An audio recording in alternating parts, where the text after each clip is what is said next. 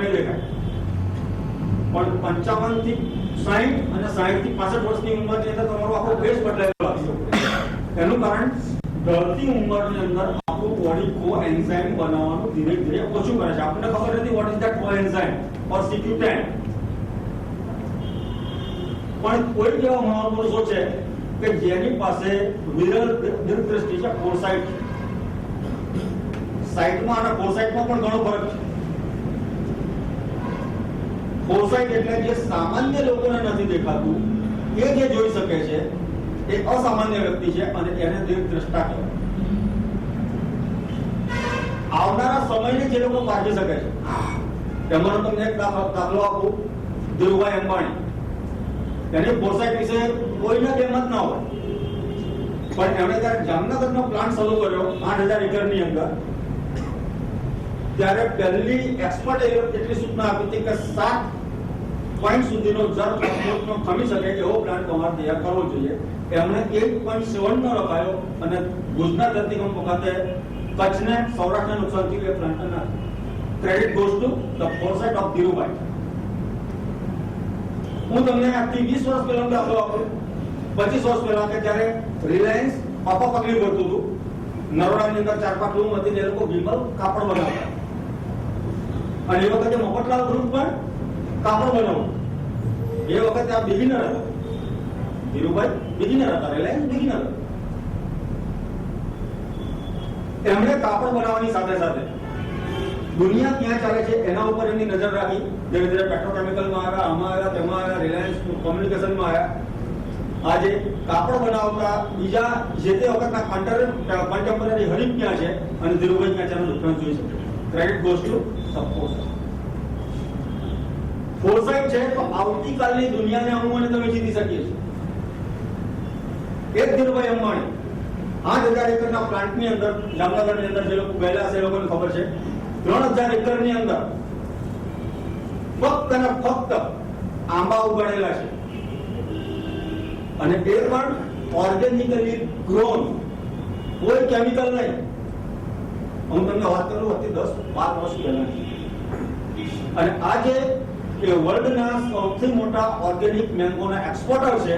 અને આવનાર 10 વર્ષની અંદર જુઓ કે ઓર્ગેનિક ફૂડનું મહત્વ શું છે. જેની પાસે ફોરસાઇટ છે એવા બહુ ઓછા લોકો જન્મે છે. કૃષ્ણ છે તેની પાસે ફોરસાઇટ છે, ચાણક્ય છે તો ફોરસાઇટ છે. આજે જે એક્શન લે છે એ એક્શનના પરિપ્રેક્ષની અંદર એમના ભવિષ્ય હોય છે, અને ભવિષ્યને ધ્યાનમાં રાખીને આજે સ્ટેપ લે છે. એવા ત્રીજી દીર્ઘદ્રષ્ટા થઈ ગયા આપણા સરદાર વલ્લભભાઈ પટેલ. આજની પરિસ્થિતિને નથી જોતા, ભવિષ્યને ધ્યાનમાં રાખીને આજે શું કરવું જોઈએ.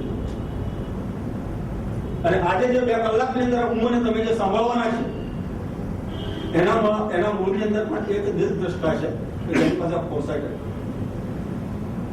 એક એવો મહાનાયક, એવો સુપરમેન, એક એવો સુપર હીરો કે જેણે હું અને તમે કલ્પના પણ ના કરી શકીએ. 5,000 વર્ષથી જે લોકોને જે નથી સૂઝ્યું તો એક પોઈન્ટ આ મહાનાયકે પકડ્યો, એના ઉપર કામ શરૂ કર્યું આજથી 30 વર્ષ પહેલા.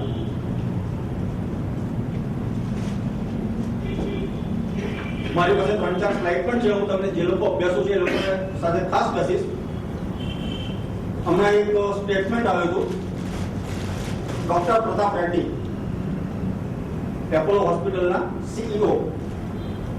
એણે એમ કીધું કે આવનારા 10 વર્ષની અંદર 1 લાખ નવી હોસ્પિટલની ઇન્ડિયાને જરૂર પડશે.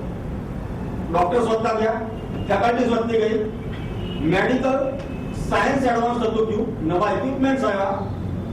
અત્યાર સુધી મેડિકલ સાયન્સ તમારા ઓર્ગનને ધ્યાનમાં રાખીને ટ્રીટમેન્ટ કરતું હતું, એ આજે સ્ટેમ સેલ સુધી આવ્યું. વિજ્ઞાને પ્રગતિ કરી. હું તમને એક સવાલ કરું છું, ડિસીઝ અટક્યા ખરા? હું તમને ઘણા એવા ડિસીઝના નામ આપું કે જે છેલ્લા 5-7 વર્ષની અંદર મેં તમે સાંભળેલા છે. મેળતાવ, bird flu, H1N1, chikungunya, dengue, HIV, આજથી 10 વર્ષ પહેલા અસ્તિત્વમાં હતા. લેપ્ટોસ્પાયરોસિસ.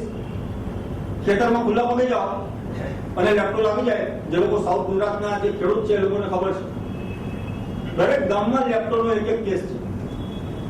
આ બધા નવા ડિસીઝ આવે છે. દર વર્ષે આપણે નવો ડિસીઝ મેન્યુફેક્ચર કરીએ છીએ. આજે આને કંટ્રોલ કરો, આવતીકાલે કોઈ રોગ. ડિસીઝ વધતા જાય છે, મેડિસિન વધતી જાય છે, ડિસીઝ પણ વધતા જાય છે. ભલે ડોક્ટર ગમે એટલા વધે, ડિસીઝ વધતા રહેવાના જાણે આપણને ચેલેન્જ કરતા હોય કમજો રોકવું હતું. અને એની સામે મેડિકલ સાયન્સ ઘણી બધી બાબતમાં ઘણી બધી અને લાચાર છે.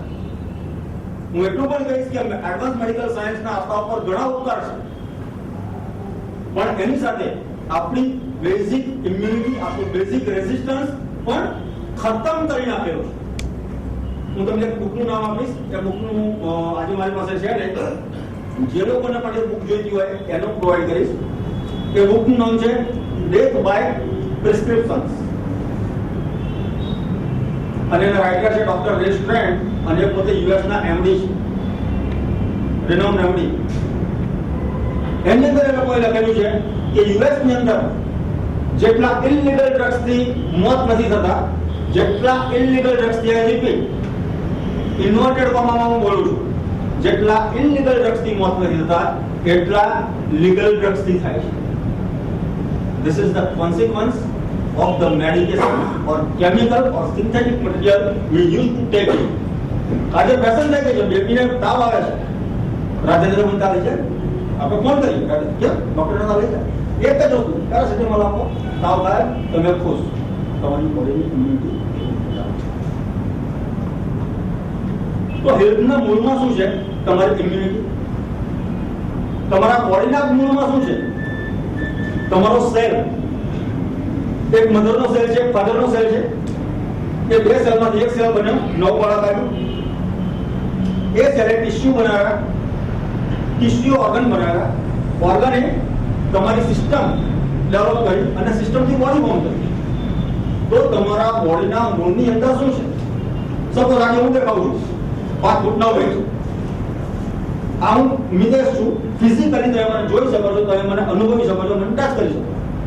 આ મારું ફિઝિકલ એક્ઝિસ્ટન્સ છે.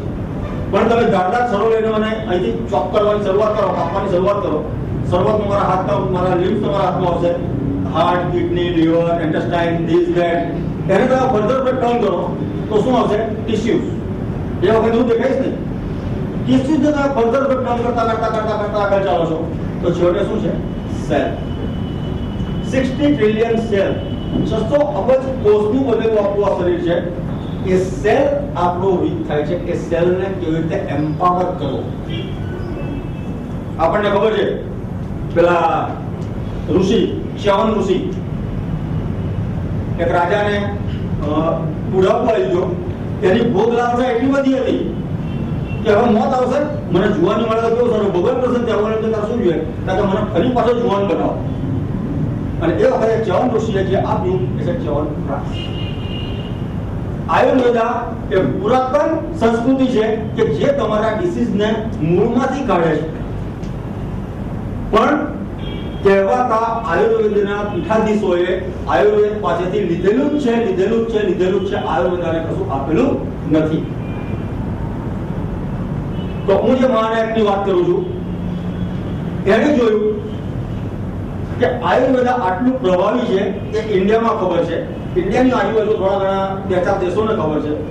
પણ હું જ્યારે કેનેડા જાઉં છું, હું જ્યારે યુકે જાઉં છું, હું જ્યારે યુએસ જાઉં છું, ત્યારે આયુર્વેદાને કોઈ સમજતું પણ નથી કે નામ પણ ખબર નથી આવું કેમ. તેમણે જોયું કે they are very rational people. એ લોકો બુદ્ધિગમ્ય છે. તમે એમ કહેશો કે આ તુલસીથી કેન્સર દૂર થાય છે, દે વોન્ટ બિલીવ. તુલસીથી કેન્સર દૂર થાય છે મને ખબર છે એટલા માટે, કારણ કે મારા દાદીમાં બોલતા હતા એટલે મારી મમ્મી બોલતી હતી, મારી મમ્મી બોલે છે એટલે હું બોલું છું. એની પાછળ કોઈ ક્લિનિકલ રિસર્ચ છે, કોઈ સાયન્ટિફિક એવિડન્સ છે, કોઈ પુરાવો છે? નથી. દુનિયા જે ના જોઈ શકી એ આ મહાનાયકે જોયું અને એના ઉપર એને રિસર્ચ કરવાનું શરૂ. એક આયુર્વેદની જડીબુટ્ટીઓના મૂળમાં ગયા, એના મોલેક્યુલ્સ કાઢ્યા. હવે આપણી આ જે વસ્તુ છે એ પ્રસ્તુત કેમ છે એની તમને એક વાત કરું. 1981 ની અંદર જર્મનીની અંદર એક ટેસ્ટ થયેલો. એ લોકોએ 200 એકર જમીન એક્વાયર કરી, એ જમીનની અંદર પ્લોટ પાડ્યા અને એ પ્લોટની અંદર એ લોકોએ ચોક્કસ પાક ઉગાડ્યા. આ પ્લોટની અંદર આ પાક ઉગાડ્યો, આ પાકની અંદર આ પાક ઉગાડ્યો, આ પ્લોટની અંદર આ પાક ઉગાડ્યો. એનું હાર્વેસ્ટિંગ કર્યું, પાક ઉગી ગયા એનું હાર્વેસ્ટિંગ કર્યું, પછી એની ન્યુટ્રિશનલ વેલ્યુ એ લોકોએ ઇવેલ્યુએટ કરી. એ આખો ડેટા મારી પાસે છે. હું વાત કરું જર્મનીની 1981. એ ડેટા કાઢ્યો કે આની અંદર આટલી આટલી આટલી આટલી વસ્તુ છે. 15 વર્ષ પછી એટલે 1995 ની અંદર એ જ જમીનની અંદર એ જ પ્લોટની અંદર એ જ પાક ફરી ઉગાડ્યા અને ફરીથી એનું હાર્વેસ્ટિંગ કરીને એની ન્યુટ્રિશનલ વેલ્યુ કાઢી. 15 વર્ષનો ડિફરન્સ તમે માની નહીં શકો. Complete reversal. અને અમુક ન્યુટ્રિશન માઇનસમાં જતા હતા. હું તમને જર્મનીની વાત કરું છું. અને 1995 થી આજે 2011 ચાલીએ છે. બીજા 100 વર્ષ આગળ ચાલીએ છે. આજે જો પાક ઉગાડો તો એની અંદર શું છે એની ખબર છે. અને જર્મનીમાં થયેલું એ ટેસ્ટ કદાચ જો ઇન્ડિયામાં થયું હોત તો આ પરિસ્થિતિ કદાચ એના કરતા પણ વધારે વર્ષો, એના કરતા પણ વધારે. તો આ બધાનું કારણ શું? તમને એક બીજો દાખલો આપું માટે હું તમને કહું કે 100 સફરજન તમે લો, એની અંદર 26 નો ઓવરઓલ કોઈ પણ વેજીટેબલ હતો ફ્રી હોય. ઓવરઓલ 26% ડીડીટી નું પ્રમાણ છે. ડિસીઝ કેમ ડિસીઝ થાય? કેન્સરના 10% છે. એ 10 માંથી 60 લોકોને તો બિચારા એ લોકોએ તમાકુની સામે કોઈ દિવસ નથી જોયું. એવા લોકોને કેન્સર છે. વ્યસનવાળા ફક્ત 3 જ લોકો છે. દર વર્ષે આપણે 9 લાખ કરતા વધારે કેન્સરના પેશન્ટ પ્રોડ્યુસ કરીએ છીએ. કેમ? એનું કારણ એ છે કે ઉંમરને તમે જે ઇન્ટેક કરીએ છીએ એ આપણા સેલને જે વસ્તુ અનુકૂળ નથી આવતી એ વસ્તુનો ઇન્ટેક કરીએ છીએ. આ 30 વર્ષ પહેલા ઉંમરને તમે જે સફરજન ખાતા હતા અને એ સફરજન ખાવાથી મને તમને જે પ્રોપર્ટી મળતી હતી આજે મળતી નથી. એટલે 20 વર્ષ પહેલા જે સફરજન ખાતો હતો હું અને જે વસ્તુ મને મળતી હતી એટલી વસ્તુ ખાવા માટે આજે મારે 20 સફરજન ખાવા પડશે. કેટલા? 20 સફરજન. હું જ્યારે 20 સફરજન ખાઈશ ત્યારે એક સફરજનની વેલ્યુ હું મેળવીશ. એનો અર્થ એ થયો કે બાકીના 19 સફરજનનું કેમિકલ પણ મારે લેવાનું છે. તો આ ડોક્ટર સાહેબે શું કર્યું? આપની જે એક આયુર્વેદની હર્બ્સ હતી એના મોલેક્યુલ સુધી ગયા, મોલેક્યુલ એક્સટ્રેક્ટ કર્યા. મોલેક્યુલ એટલે પ્યોર. અને આપણી પાસે પ્લાન્ટ છે, 2 પ્લાન્ટ છે આપણા, અને એ ટેકનોલોજી પણ આપણી પેટન્ટેડ છે. Super critical fluid extraction. Semi gaseous form સુધી એને પ્યોર કર્યા મોલેક્યુલ્સ. એટલે એ મોલેક્યુલ્સ તમે લીધો એટલે તમે એક મોલેક્યુલ તમે તમારી જીભ પર મૂકો, એનો અર્થ એ થયો કે એ જે તે વસ્તુની 100% પ્રોપર્ટી એના પ્રોપર ફોર્મની અંદર તમારા બોડીનું કે જે તમારો સેલ એક્સેપ્ટ કરવાનો છે. જે તમારો સેલ એક્સેપ્ટ આવી 1-2 નહીં, ટોટલ 203 પેટન્ટ્સ એમણે ફાઇલ કરી. એમાંથી 70 પેટન્ટ્સ આજે આપણે મેળવી લીધા છે. આ હું એક કંપનીની વાત કરું છું કે 11 વર્ષ પહેલા તમે બ્રેકિંગ ન્યૂઝ ટીવીમાં જોયેલા હશે કે હળદરની પેટન્ટ ઇન્ડિયાના હાથમાંથી ગઈ. એ પેટન્ટ લેનાર અમેરિકન કંપની સબિન્સા કોર્પોરેશન, એ અમેરિકાની કંપની છે પણ એની 76% ઇક્વિટી અહીંયા બેંગ્લોરમાં છે. અને એ કંપનીની 6 ફેક્ટરીઝ અને લેબોરેટરીઝ પણ ઇન્ડિયામાં છે. એટલે આ ઇન્ડિયન મલ્ટીનેશનલ છે. હું આ એ કંપનીની વાત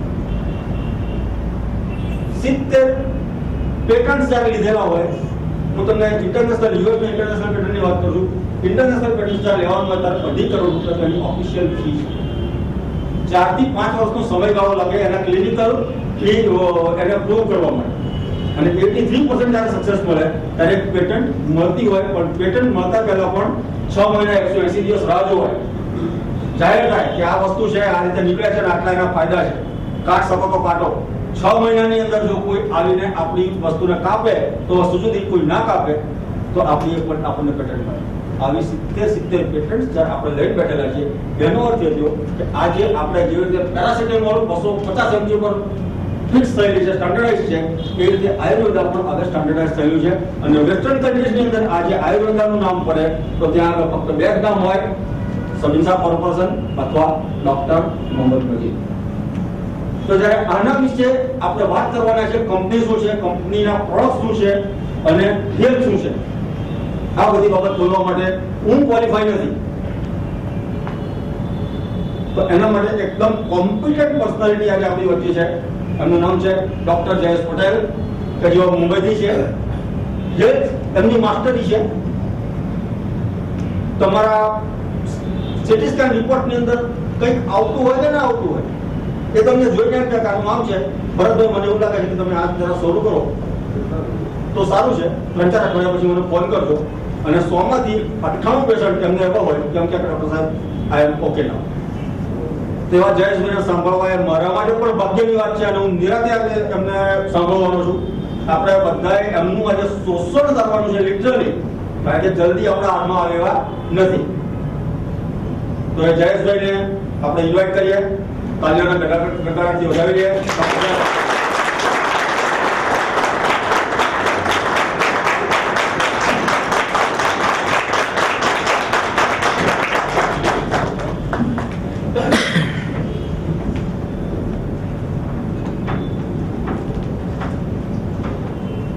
आई थिंक माइक की तो जरूरत पड़ेगी नहीं। पीछे तक आवाज आ रही है? माइक लिया जाए? ओके।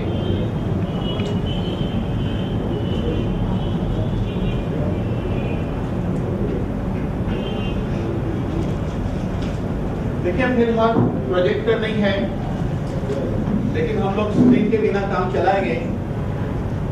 कुछ वजह से प्रोजेक्टर का अरेंजमेंट नहीं हो सका है। मितेश भाई ने बहुत ही अच्छी प्रस्तावना दी है। प्रस्तावना में सबसे अच्छी चीज मितेश भाई ने ये बताई है कि सबसे इम्पोर्टेंट ये होता है कि विजन होना बहुत जरूरी है। विजन का मतलब ये है कि हम बहुत कुछ आने वाले भविष्य के बारे में आज सोच सकते हैं, समझ सकते हैं, उसको विजन कहते हैं। तो दुनिया में जिन लोगों ने भी क्रांति की है वो विजन वाले लोगों ने की है। उसके कुछ एग्जांपल मितेश भाई ने आपको बताया। मितेश भाई ने एक बुक का जिक्र किया था, डेथ बाय प्रिस्क्रिप्शन। ये बुक मार्केट में इजीली अवेलेबल है। बड़े मॉल में जो शॉपिंग कॉम्प्लेक्स होते हैं वहाँ एक बुक स्टॉल होता है, वहाँ मिलती है। उस बुक के पहले पन्ने पे लिखा है, ये वो बुक नहीं है, उस बुक के पहले पन्ने पे लिखा है जितनी मृत्यु एक्सीडेंट से नहीं होती है उससे ज्यादा मृत्यु प्रिस्क्रिप्शन से होती है। ऐसा क्लियर उसके पहले पन्ने पे लिखा है। उसमें कई दवाइयों के साइड इफेक्ट वगैरह के बारे में लिखा है। तो इस तरह बहुत सारी जानकारी वहां दी गई है। तो ये साइड इफेक्ट की खोज आज से चल रही है ऐसा नहीं है। जो एडवांस कंट्रियों ने इस दवाई की खोज की उसी कंट्रियों ने ये खोज निकाला कि इसकी साइड इफेक्ट भी क्या है। जब एक कंपनी कोई दवाई के बारे में रिसर्च करती है और उस रिसर्च में ये ढूंढा जाता है कि दवाई क्या काम करती है, लेकिन साइड बाय साइड उससे होने वाली साइड इफेक्ट भी ढूंढी जाती है। कोई दवाई बड़े जोर शोर से आती है, बाद में पता चलता है कि दवाई की साइड इफेक्ट है, उसको बैन करना पड़ेगा। ऐसा टाइम टू टाइम पता चलता है। तो दवाई की इफेक्ट साइड इफेक्ट सब ढूंढी जाती है, आगे खाली आ जाएगी। तो इस तरह लगातार रिसर्च चलते रहता है। तो इसी रिसर्च के दौरान एक विजन वाले आदमी ने, कुछ लोग आगे आना चाहे तो आ जाइए, ताकि पीछे की सीट आ जाइए, आगे आ जाइए, फ्रंट लाइन में 4 सीट आती है। ऐसा रिवॉल्यूशन कि जिसको अगर आज समझेंगे, उसके ऊपर आप सोचेंगे और उसके ऊपर अगर अमल करते हैं तो 2 चीज यहाँ क्लियर आज आप सीख के जाएंगे। पहली चीज, अगर आज आप अच्छे हो हेल्दी तो कल भी अच्छे हेल्दी रहोगे, और आज अगर आप बीमार हो तो बीमारी से वापस लौटोगे। 2 चीज यहाँ समझनी है। अब इसको समझने के पहले हम देखेंगे कंपनी की प्रोफाइल के बारे में। कंपनी का नाम है सामी डायरेक्ट। सामी डायरेक्ट इसकी मेन मदर कंपनी है सबिंसा कॉर्पोरेशन, जो दुनिया की बहुत बड़ी कंपनी है। मॉलिक्यूल की ये पहली कंपनी है। मॉलिक्यूल क्या होता है इसके बारे में हम आगे देखेंगे। सबिंसा कॉर्पोरेशन एक बहुत बड़ी कंपनी है जिसका टर्नओवर है 11,700 करोड़ रुपया। मॉलिक्यूल का टर्नओवर कितना है? 11,700 करोड़। हिंदुस्तान लीवर की बात मैं नहीं कर रहा हूं। यूनिलीवर, जिस कंपनी ने 2 साल 140 कंट्री में माल बेचकर इतना टर्नओवर किया था, वैसी कंपनी की हम बात कर रहे हैं। इस कंपनी की कहीं भी खुद ही की जगह है, किराए की जगह कहीं भी नहीं है। जहां जहां कंपनी ने जगह ली है, खरीद ली है, कहीं भी किराए पे नहीं है। बम्बई में भी कंपनी की एक बहुत ही अच्छी ऑफिस है, अंधेरी हाईवे पे। रिसर्च लैब है। बेंगलोर के अंदर 16 एकड़ में उनकी जस्ट एक लेबोरेटरी है रिसर्च की, 16 एकड़ में पिनिया में। इसी तरह हैदराबाद में 1700 करोड़ की एक फैक्ट्री है एक्सट्रैक्ट निकालने की, दुनिया की पहली और आज भी पहली कंपनी है, क्योंकि एक्सट्रैक्ट निकालने की टेक्नोलॉजी आज तक सबिमसा कॉर्पोरेशन के अलावा किसी और के पास नहीं है। ऐसे प्रोफाइल की कंपनी है। उसके बाद बात करेंगे प्रोडक्ट की। जब प्रोडक्ट की बात आती है तो प्रोडक्ट ऐसे यूनिक है कि रिसर्च बेस्ड प्रोडक्ट है, रिजल्ट ओरिएंटेड है और एविडेंस है। आज तक मार्केट में कंपनियां बहुत आई, किसी भी कंपनी ने एविडेंस नहीं दिए है। बातें की है, हमारे पास सर्टिफिकेट है, हमने R&D किया है, सब कुछ बोलते हैं, लेकिन कभी किसी को खोल के पेपर बताया नहीं है। यहाँ पर हर चीज के आपको डॉक्यूमेंट मिलेंगे। इस तरह रिसर्च बेस्ड प्रोडक्ट है और 150 प्रोडक्ट के लिए पेटेंट के लिए अप्लाई किया गया था। 79 पेटेंट कंपनी ले चुकी है। पेटेंट का मतलब ये होता है कि एक प्रोडक्ट को पेटेंट लेने के लिए आप क्लेम करते हो कि हमारे इस प्रोडक्ट से ऐसा होता है। For example curcumin C. Curcumin C क्या है प्रोडक्ट के वक्त में बताऊंगा।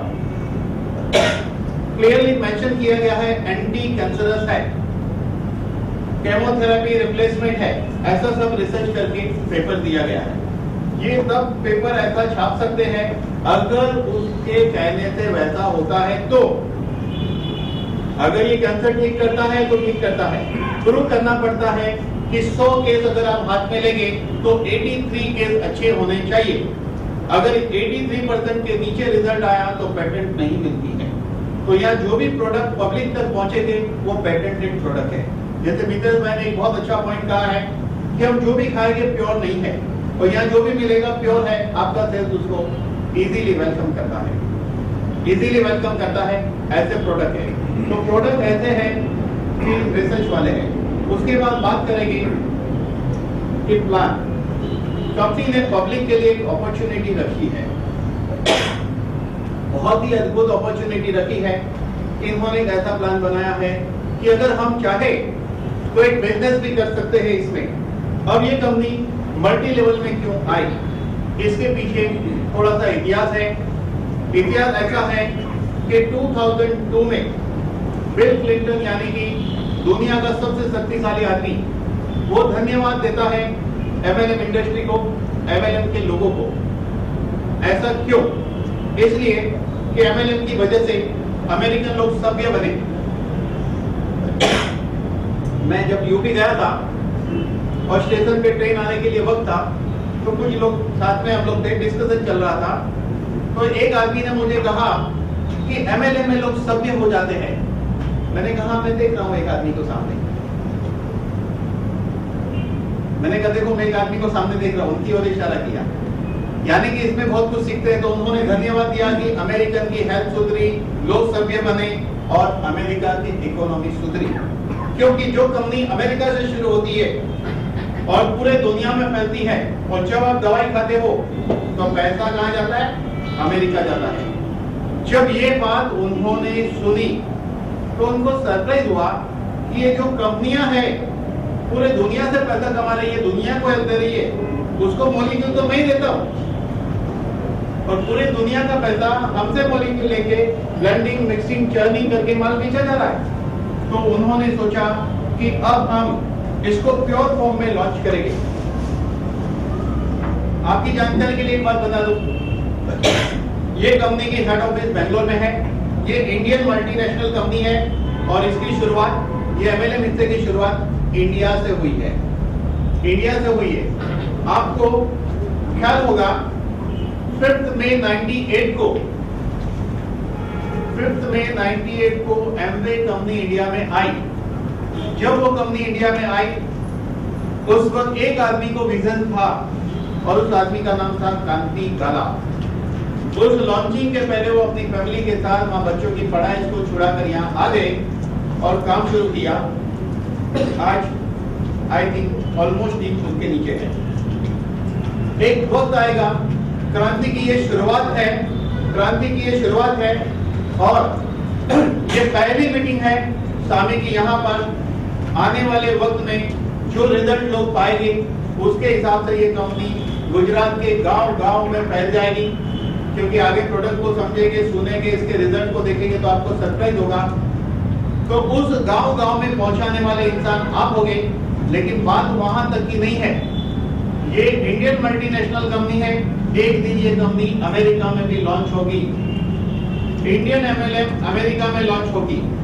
तो जब वहां लॉन्च होगी तो जिसको विजन है हम वहां पहले जाएंगे और वहां शुरू करेंगे तो वहां के पैसे यहाँ आएंगे।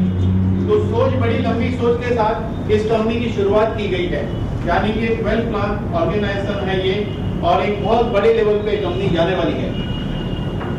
शुरुआत कंपनी की ये है कि महाराष्ट्र, गुजरात, यूपी, एमपी, राजस्थान कहीं भी डेवलपमेंट नहीं हुआ है। जब लास्ट मंथ की 9 तारीख से इसकी मूवमेंट शुरू हुई है, लास्ट मंथ की 9 तारीख से, ये 9 तारीख को 1 महीना पूरा होगा।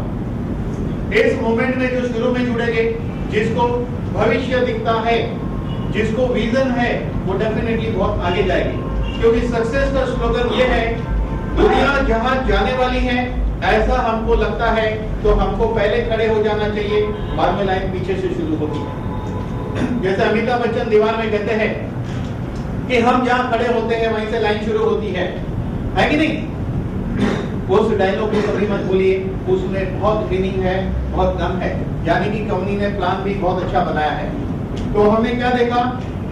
प्रोफाइल देखी, प्रोडक्ट देखा, प्लान के बारे में बात की, लेकिन चौथी चीज है वो है पब्लिक, यानी कि मैं, आप और हम सब लोग। अगर ये 3 चीज अच्छी है तो मतलब क्या है? कुछ नहीं, जब तक हम लोग नहीं है। तो हम इसको खाएंगे, यूज करेंगे, रिजल्ट देखेंगे, तो ये रिवॉल्यूशन जो खोज एक इंसान ने की है, उस खोज को हम हिंदुस्तान नहीं, दुनिया के कोने कोने तक हमारे जरिए पहुंचेगी, तो डेफिनेटली हमारी भी कंडीशन हेल्थ एंड वेल्थ दोनों सुधरती जाएगी। अब हम लोग बात करेंगे, ये कहानी है 1988 की।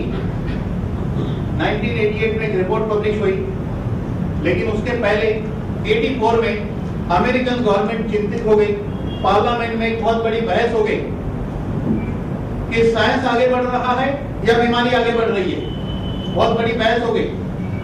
तो पता चला डॉक्टर बढ़ने से पेशेंट बढ़ रहे हैं, जबकि डॉक्टर बढ़ने से पेशेंट कम होने चाहिए। तो जिस समय आज हम इंडिया में मेडिकल में जितने एडवांस है, उस वक्त 84 में अमेरिका उतना एडवांस था। तो वहां पे बीमारियां पैदा हो रही थी, cancer, blockage, arthritis, cholesterol, BP, वैसी बीमारी जो इंसान के अंदर पैदा होती है लेकिन वो दूसरे में नहीं पास होती है, सेल्फ जनरेटेड डिजीज, लाइफस्टाइल बहुत सारे कारणों से हुई। तो अमेरिकन गवर्नमेंट ने उस वक्त के 2 बार नोबेल प्राइज विजेता डॉक्टर लाइनस पॉली को अपॉइंट किया। डॉक्टर लाइनस पॉली ने अपनी एक टीम के साथ 100-150 साइंटिस्ट की टीम के साथ एक रिसर्च कंडक्ट किया, और रिसर्च कंडक्ट करने के बाद उन्होंने 1988 में वो रिपोर्ट को पब्लिश किया, और उन्होंने पहली बार उनकी टीम ने दुनिया को बताया कि ह्यूमन बॉडी 60 ट्रिलियन सेल से बनी है। आज जो बोलते हैं वो डॉक्टर लाइनस पॉली ने सबसे पहले बताया था, 60 ट्रिलियन सेल से बॉडी बनी है। लेकिन 88 से पीछे अगर 30 साल और पीछे अगर आप चले जाते हैं, 30 ईयर, यानी कि आप 60 या 55 के करीब जाते हैं, 1955, उस वक्त साइंस को सेल्स के मैकेनिज्म के बारे में बहुत कम ज्ञान था।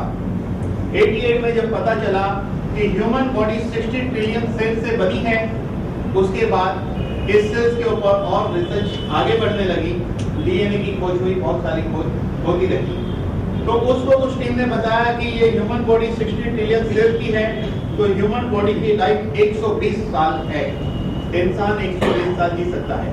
120 साल जीने के लिए उसको चिकन, मटन, सब्जी, पिज्जा, बर्गर की जरूरत नहीं है। उसको चाहिए 3 चीज, शुद्ध हवा, शुद्ध पानी। शुद्ध हवा की अगर बात करें तो आज से 50 साल पहले एटमॉस्फेयर में 38% ऑक्सीजन था। आज से 20-22 साल पहले 28% ऑक्सीजन लेवल था। आज 21% ऑक्सीजन लेवल है, 21% को चाहिए। पानी की बात करें, पानी का मतलब प्योर पानी होता है। इंडस्ट्रियलाइजेशन के बाद कहीं ना कहीं केमिकल पानी में ही पास होता है, नहीं तो जमीन में डालेंगे तो भी पानी में कहीं मिक्स होता है। पानी का मतलब सिर्फ पानी होता है H2O, ना उसमें मिनरल की जरूरत है, ना कुछ प्योर वाटर चाहिए जिसको H2O कहते हैं। और तीसरी चीज, इसको 120 पोषक तत्व चाहिए, 120 न्यूट्रिशन चाहिए, तो इंसान 120 साल जी सकता है। क्या आप सब लोगों को मालूम है कि पिज्जा, बर्गर, पाव भाजी से हेल्थ खराब होती है? पता है कि नहीं? बिल्कुल, आप कहोगे यस, मैं भी कहूंगा यस, लेकिन ये पूर्ण सत्य नहीं है, ये अर्ध सत्य है। जो हमें चाहिए हमारे शरीर को, पाव भाजी, पिज्जा से हेल्थ इसलिए खराब होती है कि हमारे शरीर को जो चाहिए वो चीज उसमें नहीं है। जो पोषक तत्व हम चाहते हैं वो पाव भाजी, पिज्जा, बर्गर में नहीं है, इसलिए हेल्थ खराब होती है। तो हमें पोषक तत्व चाहिए। तो इस तरह एक बहुत अलग लेवल पे इस खोज की शुरुआत हुई। तो डॉक्टर लाइनस पॉली का रिपोर्ट उस वक्त एक न्यूज़पेपर में छपा। जिस तरह हम सुबह उठकर चाय पीते पीते न्यूज़पेपर पढ़ते हैं, उसी तरह डॉक्टर मोहम्मद माजिद न्यूज़पेपर पढ़ रहे थे, जो बहुत बड़े साइंटिस्ट हैं, जिनको उस वक्त भविष्य देखा था, जो दिखा था आज उन्होंने किया, और आज जो उनको दिख रहा है वो कल होने वाला है। आज जो उनको दिख रहा है कल होने वाला है। तो फिर हम ये देखेंगे कि ये डॉक्टर मोहम्मद माजिद कौन है, कैसे इंसान है। एक ऑर्डिनरी फैमिली में पैदा हुए थे, सामान्य फैमिली में, एक नॉर्मल कंडीशन में। स्कॉलरशिप से उन्होंने B.Pharm किया और अमेरिका गए। 1975 में अमेरिका गए। वहां जाके उन्होंने MS किया, डॉक्टरेट की डिग्री ली, रिसर्चर बने और फाइनली साइंटिस्ट बने और जॉब कर रहे थे, एक अच्छी खासी जॉब कर रहे थे। अब हुआ ये 88 में गए थे, 75 में कहानी पहुंची 88 तक।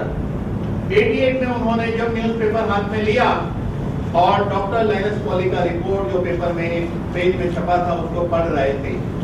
एक बार पढ़ा, दो बार पढ़ा, एक दिन पढ़ा, दो दिन पढ़ा, पढ़ते रहे। साइंटिस्ट तो थे ही, और उन्होंने सोचना शुरू किया। उसने सोचा चलो यार मैं अमेरिका की हवाई बदल दूं, फिर सोचा नहीं ये तो मैं नहीं कर सकता, फिर सोचा चलो पानी बदल दूं, नहीं कर सकता, फिर फाइनली बचा न्यूट्रिशन।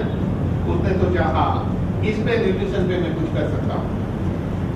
जब उनको क्लिक हुआ मैं कुछ कर सकता हूँ और इसका भविष्य कुछ और है, वो दिन उनको क्लिक हुआ कि मैं कुछ अलग करने वाला हूँ।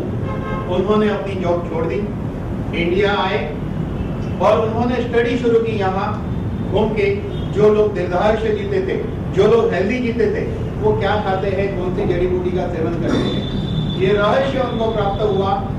तो उन्होंने 1988 में समीक्षा कॉर्पोरेशन की USA में स्थापना की, अमेरिका में कंपनी खोली और यहाँ से हर को एक्सपोर्ट करने लगे।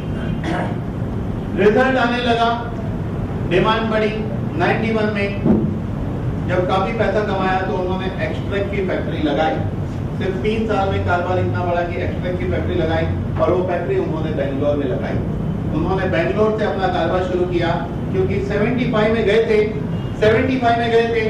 88 के बाद भी वहां रहे, लेकिन उन्होंने कभी ग्रीन कार्ड नहीं लिया। अमेरिका से बुक पब्लिश हुई है, stepping out of brain drain. America से पब्लिश एक बुक है, उसके अंदर लिखा है कि इस दुनिया में 107 पीपल ऐसे हैं वो ब्रेन ड्रेन के शिकार नहीं हुए। ब्रेन ड्रेन का मतलब क्या है कि आप एक क्वालिफाइड पर्सन हो, एक अच्छी सैलरी पा रहे हो, उसके बावजूद आपको लगता है कि आपकी कदर नहीं हो रही है, तो आप चले जाते हो फॉरेन कंट्री में, वहाँ अच्छी सैलरी मिलती है, साल 2 साल में एक बार आते हो, फिर 5 साल में आते हो। होता ये है कि कई किस्से में माँ बाप गुजर जाते तो भी नहीं आते हैं। इसको कहते हैं ब्रेन ड्रेन, यानी कि वहीं सेटल हो गए। लेकिन उस बुक में लिखा है 107 इंसान ऐसे हैं जो ब्रेन ड्रेन के शिकार नहीं हुए। उसमें से एक है डॉक्टर मोहम्मद माजिद। उसमें जिक्र किया गया है कि इन्होंने इतना बड़ा कारोबार किया, लेकिन उन्होंने इंडिया रहना पसंद किया, कभी ग्रीन कार्ड नहीं लिया। कभी भी ग्रीन कार्ड लेना पसंद नहीं किया और वो इंडियन ही बने रहे।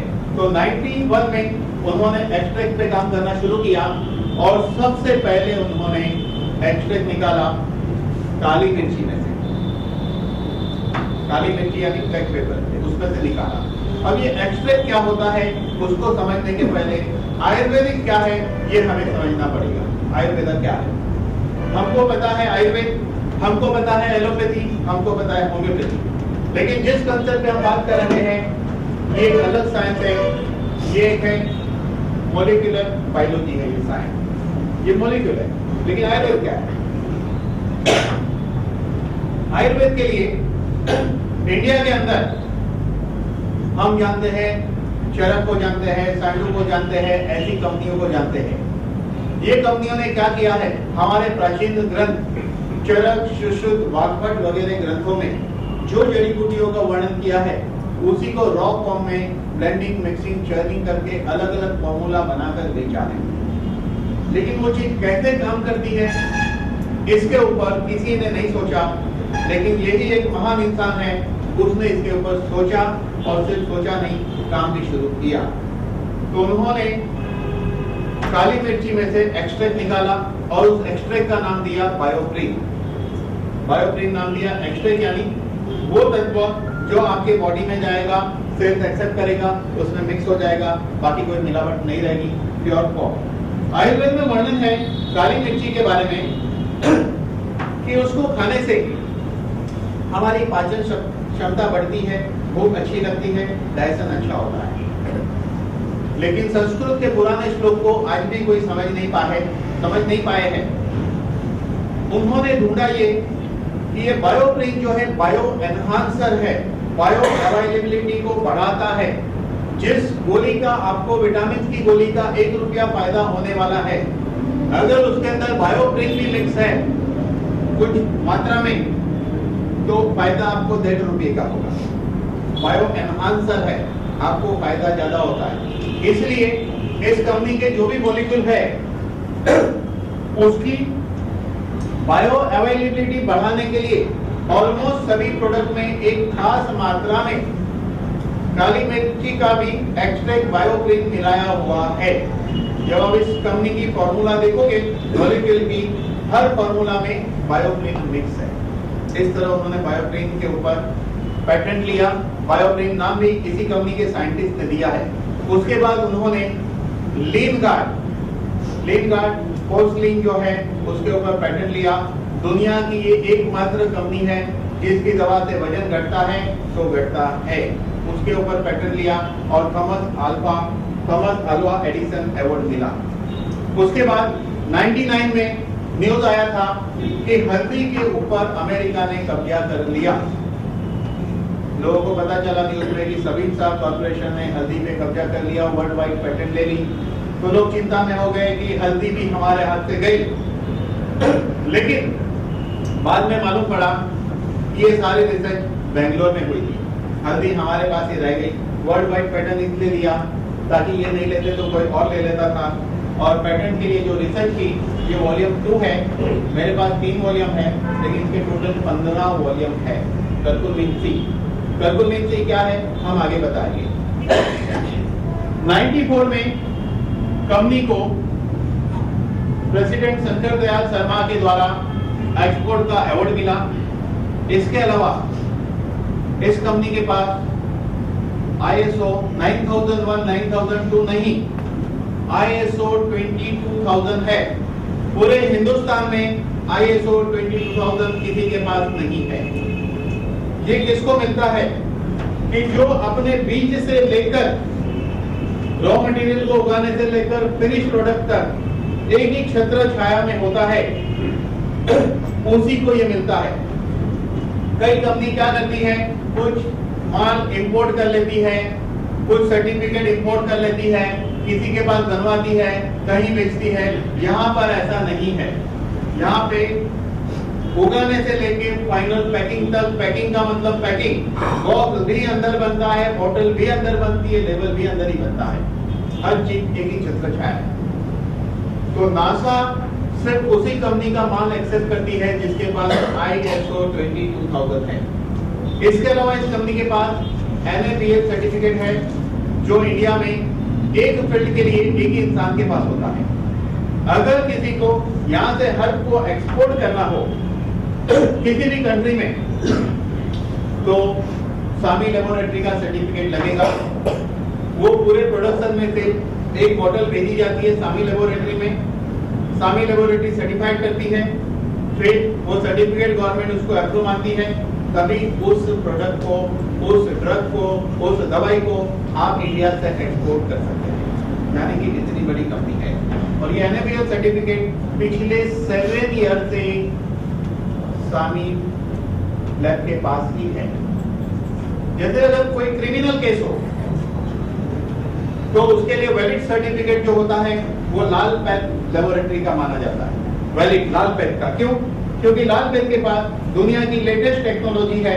अगर उससे ज्यादा एडवांस कोई होगा तो NABL सर्टिफिकेट उससे लेके दूसरे को दे दिया जाएगा।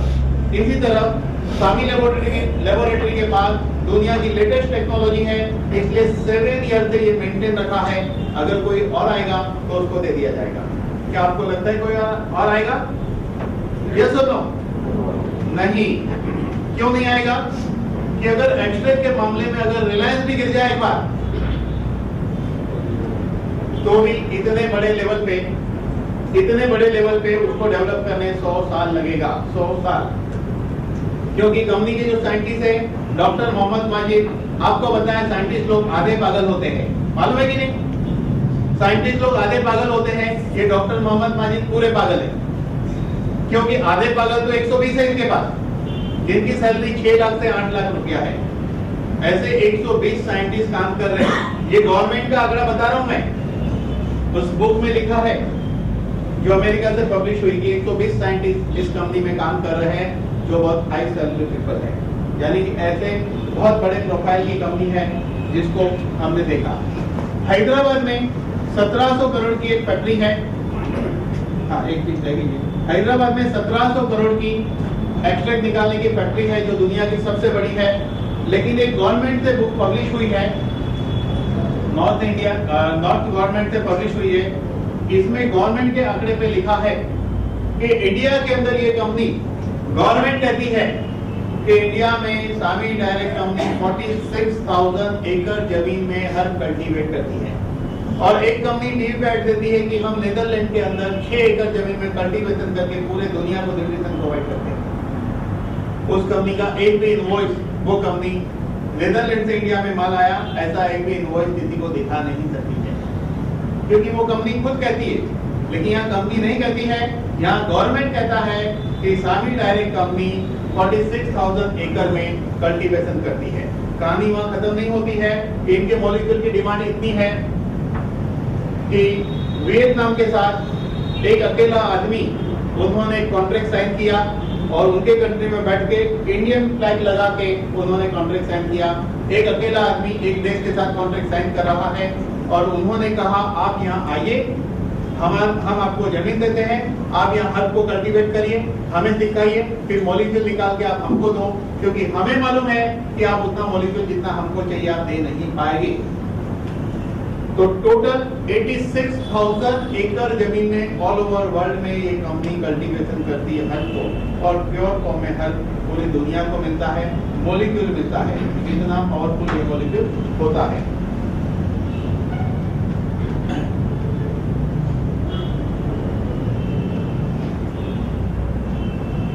अभी क्या स्क्रीन नहीं है हमारे पास, लेकिन ये ISO 22000 इंडिया में एकमात्र ये कंपनी के पास है।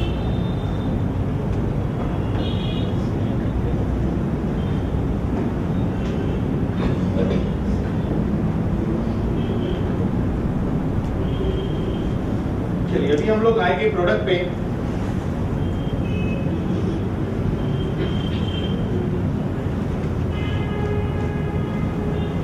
इस सब बारे में देखा, अभी हम लोग प्रोडक्ट की बात करेंगे। तो पहला प्रोडक्ट जो है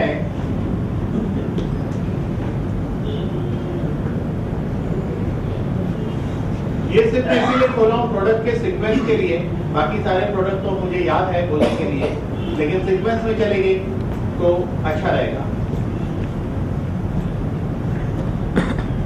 अभी हम लोग प्रोडक्ट की बात करेंगे। उसकी बात में जाते जाते इस पेपरों की भी बात साइड बाय साइड होती रहेगी। सबसे पहले इस कंपनी का प्रोडक्ट है एंटीऑक्सीडेंट। एंटीऑक्सीडेंट बहुत ही इंपॉर्टेंट प्रोडक्ट है। हमारा दुश्मन हमारा पड़ोसी या और कोई नहीं है, हमारा सबसे बड़ा दुश्मन हमारे शरीर में पैदा होने वाला एक केमिकल, साइंस जिसको फ्री रेडिकल कहता है। फ्री रेडिकल, अगर हम बहुत डिटेल में जाके बात करें फ्री रेडिकल क्या है, तो फ्री रेडिकल के एटम के पास एक इलेक्ट्रॉन की कमी रहती है। Due to deficiency of electron वो सर्च करता है। सर्च करते करते अगर वो आर्टरी के एंडोथेलियल सेल से अगर इलेक्ट्रॉन लेगा तो खुद स्टेबल हो जाएगा, आर्टरी के सेल अनस्टेबल हो जाएंगे। ऐसे अनस्टेबल सेल कभी भी ऑक्सीडाइज होते हैं। ये क्रिया 30 साल के बाद भी चलती रही तो आर्टरी हार्ड होती है। Due to hardening of artery high blood pressure होता है।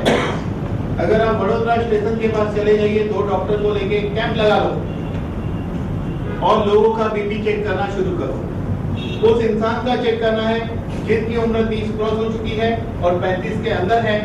ऐसे 100 लोगों का बीपी चेक करिए। जिन्होंने बीपी कभी चेक नहीं किया हो तो आपको सरप्राइज होगा, 100 में से 45 लोग हाई बीपी के मरीज मिलेंगे और उसे पता नहीं उसे हाई बीपी है। इन दिनों छोटी छोटी उम्र वाले को बीपी हो रहा है because of free radical attack. यही फ्री रेडिकल अगर एलडीएल कोलेस्ट्रॉल पे अटैक करता है इलेक्ट्रॉन लेने के लिए, तो उसको ऐसे स्वरूप में कन्वर्ट कर देता है कि वो आर्टरी में चिपकता है और ब्लॉकेज होता है, जिसको कोरोनरी हार्ट डिसीज कहते हैं। और यही फ्री रेडिकल इलेक्ट्रॉन लेने के लिए सेल्स के डीएनए पे अटैक करता है, तो डीएनए को डिस्टर्ब कर देता है, जिसकी वजह से cancer, multiple sclerosis, psoriasis, motor neuron, muscular dystrophy, सादी भाषा में कहो तो वैसी बीमारी जिसके लिए साइंस के पास न कारण है और न ही इलाज है, ऐसी बीमारी पैदा होती है। ये फ्री रेडिकल स्किन पे अटैक करेगा तो स्किन खराब होती है। कुछ लोग कहते हैं कि पहले हमारी स्किन बहुत अच्छी थी, अब वैसी नहीं है। कान पे अटैक किया तो बाल जाता है।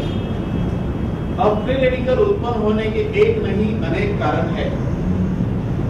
वाटर की गड़बड़ी से होगा, पानी ठीक नहीं मिलने से, धुएं से भी होगा, बॉडी मेटाबॉलिज्म से होगा, फूड से भी होगा, स्ट्रेस से भी होगा, बहुत सारे कारणों से, विटामिन डेफिशिएंसी से होगा।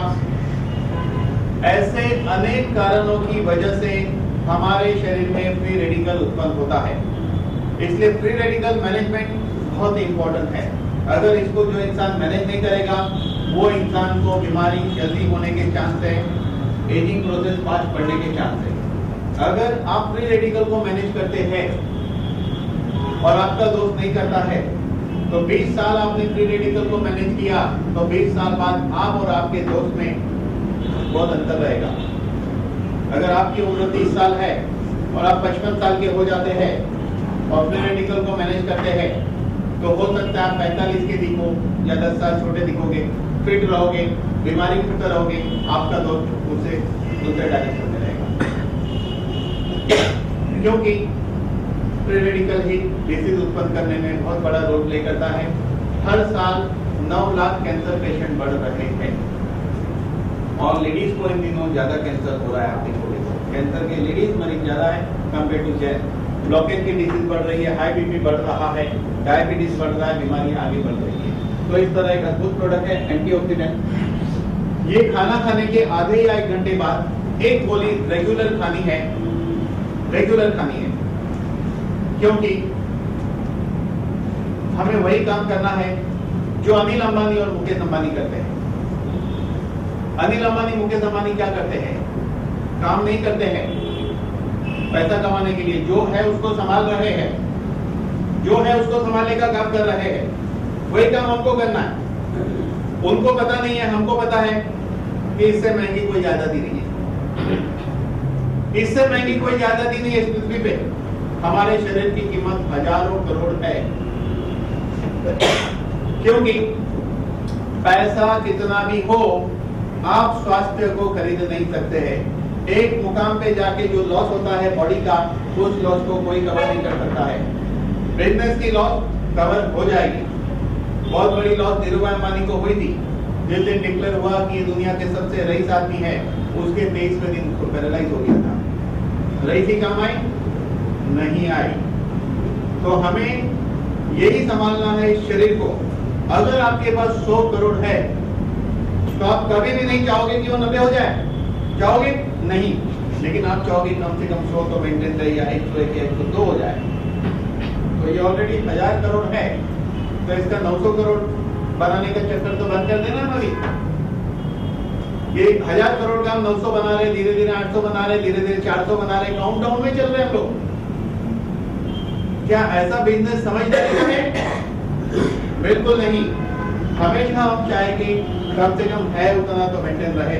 ईश्वर ने ये जीवन दिया है हमें अद्भुत। मनुष्य से इस पृथ्वी पे बढ़कर कोई नहीं है। मनुष्य से बढ़कर कोई है क्या? नहीं।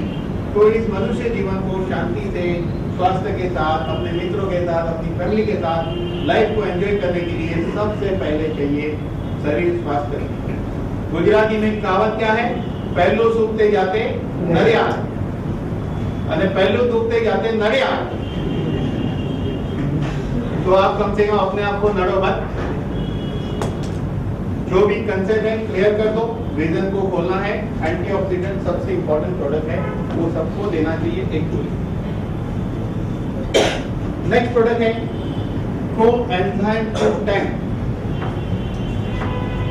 कोएंजाइम Q10 क्या है? हम जो भी खाना खाते हैं, ये खाना डाइजेस्ट होता है और पूरा डाइजेस्ट होता है। फाइनल उसका जो एक्सट्रैक्ट बॉडी बनाती है, बॉडी भी एक्सट्रैक्ट बनाती है। क्या गजब सिस्टम है ऊपर वाले की। और उस एक्सट्रैक्ट को कहते हैं एंजाइम। तो खाने में से जितना एक्सट्रैक्ट बनता है उस एंजाइम को, उसको कहते हैं एंजाइम। और उसका 95% पोर्शन कोएंजाइम Q10 होता है। जब तक हमारी उम्र 30 साल है या 35 है, तब तक हमारा शरीर हमारे फूड इंटेक में से 320 mg कोएंजाइम बनाता है। 30 साल की उम्र के बाद ये कम बनना शुरू होता है। कितना कम? 20 mg से लेकर 80 mg ये कम बनेगा। चाहे आप कुछ भी खाओ पियो, ये कम बनेगा तो कभी बनेगा। ये रिसर्च पूर्ण सत्य है कि कभी भी ज्यादा नहीं बन सकता है। अब ये कोएंजाइम क्या करता है? कोएंजाइम हमारे हार्ट के मसल्स पे काम करता है, लीवर पे काम करता है, सेल्स के माइटोकॉन्ड्रिया पे काम करता है, डीएनए पे काम करता है और हमें हमेशा फिट और यंग रखता है। हार्ट क्या है? एक मसल्स है। कैसा मसल? बॉक्सर के आर्म्स मसल से 4 गुना स्ट्रॉन्ग। हमारे आपके नहीं, बॉक्सर के। हमारे शरीर में 206 हड्डी है। हर हड्डी के बीच जो जोड़ होता है, वहां पे कार्टिलेज होते हैं, गादी। घुटने के बीच गादी है, वर्टेब्रे के बीच है। ऐसे 206 जॉइंट है। घुटने की गादी को यानी कार्टिलेज को सपोर्ट करता है घुटने के मसल। अगर कोएंजाइम Q10 आपके बॉडी में बराबर बन रहा है तो आपके नी के मसल भी हेल्दी रहेंगे, तो वो लुब्रिकेंट बना पाएंगे। मेरी बात को जरा और ढंग से सोचना। वो लुब्रिकेंट बना पाएंगे। लुब्रिकेंट बनता रहेगा तो गादी ड्राई नहीं होगी। गादी ड्राई नहीं होगी तो जो बीच में गादी है वो घिसेगी भी नहीं। अगर आप 30 क्रॉस कर चुके हैं, एक गोली कोएंजाइम शुरू करिए। 50 साल होगा तो भी गादी घिसेगी नहीं, 60 साल होगा तो भी गादी घिसेगी नहीं। क्योंकि रूट कॉज क्या है? मसल्स। हमारे मसल्स ही हमारे जॉइंट को सपोर्ट करते हैं। कमर के मसल्स अगर वीक हो गए तो लंबस स्पॉन्डिलाइटिस होता है, और गर्दन के हो गए तो सर्वाइकल स्पॉन्डिलाइटिस होता है। ये कमर के या गर्दन के मसल्स लॉन्ग टाइम तक वीक चलते रहे तो गादी घिसती है, और लॉन्ग टाइम तक चलते रहे तो गादी जगह से खिसक भी जाती है, जिसको स्लिप डिस्क या नर्व ऑपरेशन कहते हैं। जहां पर फाइनली ऑपरेशन करना पड़ता है। और आपको मजेदार बात बता दूं, ऑर्थोपेडिक डिपार्टमेंट की घुटने की गादी गिर गई, नो क्योर, ऑपरेशन भी सक्सेस नहीं जाता है। एग्जाम्पल है हमारे यंग मैन मिस्टर वाजपेयी, आज भी चल नहीं पाते हैं। स्लिप डिस्क से ऑपरेशन की बात करें तो आप मुझे शायद ही एक मरीज बता पाएंगे जिन्होंने 5 साल पहले स्लिप डिस्क का ऑपरेशन किया हो और आज वो यहाँ खड़ा रह के हमें कह दे कि उसे कमर दर्द नहीं है। ऐसा मरीज मिलना मुश्किल है। आप सोचिए ये कोएंजाइम कहां से कहां तक इसकी लिंक बनी है। तो कोएंजाइम हमारे मसल्स को ठीक रखता है, हमारे ऑर्गन को ठीक रखता है, हमारी इंटरनल सेल्स की सारी सिस्टम को ठीक रखता है। आपके शरीर के हर सेल्स को ये फिट रखता है, क्योंकि माइटोकॉन्ड्रिया में जाके ये एंजाइम काम करता है। इसलिए कोएंजाइम हमारी सबसे बड़ी ताकत है। एक इंसान को सडनली अटैक आता है और गुजर जाता है, आप बोलोगे अरे कल तो मैं उसको मिला था, अच्छा था। जो इंसान सडनली हार्ट अटैक से गुजर जाता है उसके शरीर में जो एंजाइम Q10 बहुत ज्यादा मात्रा में कम हो जाता है, तो हार्ट अटैक आता है। जो इंसान रोज एक गोली कोएंजाइम की खाएगा तो ये आपको 3 चीज का इंश्योरेंस पक्का बन जाता है। जब तक जिंदा हो किडनी, लिवर एंड हार्ट खराब नहीं होगा। इंश्योरेंस पॉलिसी का स्लोगन क्या है? जीवन के साथ भी, जीवन के बाद भी, है ना? लेकिन वो है एक्चुअली जीवन के बाद ही। उस पॉलिसी का मजा पहले नहीं ले सकते हैं। हकीकत में कोएंजाइम जीवन के साथ भी, जीवन के बाद भी। बाद इसलिए कि हेल्दी रहोगे तो लॉन्ग टाइम तक खूब पैसा कमाओगे ना, पीछे वाली जनरेशन के लिए बहुत कुछ छोड़ के जाओगे। यस और नो? बिल्कुल। हेल्दी है तो काम करोगे, बहुत कुछ छोड़ के जाएंगे। तो कोएंजाइम जीवन के साथ भी, जीवन के बाद भी। तो ऐसा ही अद्भुत प्रोडक्ट है कोएंजाइम। सिर्फ एक गोली खानी है, खाना खाने के आधे ही आई घंटे बाद। एक एंटीऑक्सीडेंट, एक CO2। एंटीऑक्सीडेंट क्या करता है? कई कारणों से उत्पन्न होने वाले फ्री रेडिकल को न्यूट्रलाइज करता है। Coenzyme each and every cell and organ को ठीक रखता है। कॉम्बिनेशन देखिए। इसीलिए जो कंसर्न में हम एंटर हो रहे हैं ये कंप्लीट एक हेल्थ कंसेप्ट है। उसके बाद नेक्स्ट प्रोडक्ट की बात करेंगे, वो है कर्कुमिन C, जिसकी ये फाइल है। कर्कुमिन C हल्दी का एक्सट्रैक्ट है, हल्दी का एक्सट्रैक्ट है।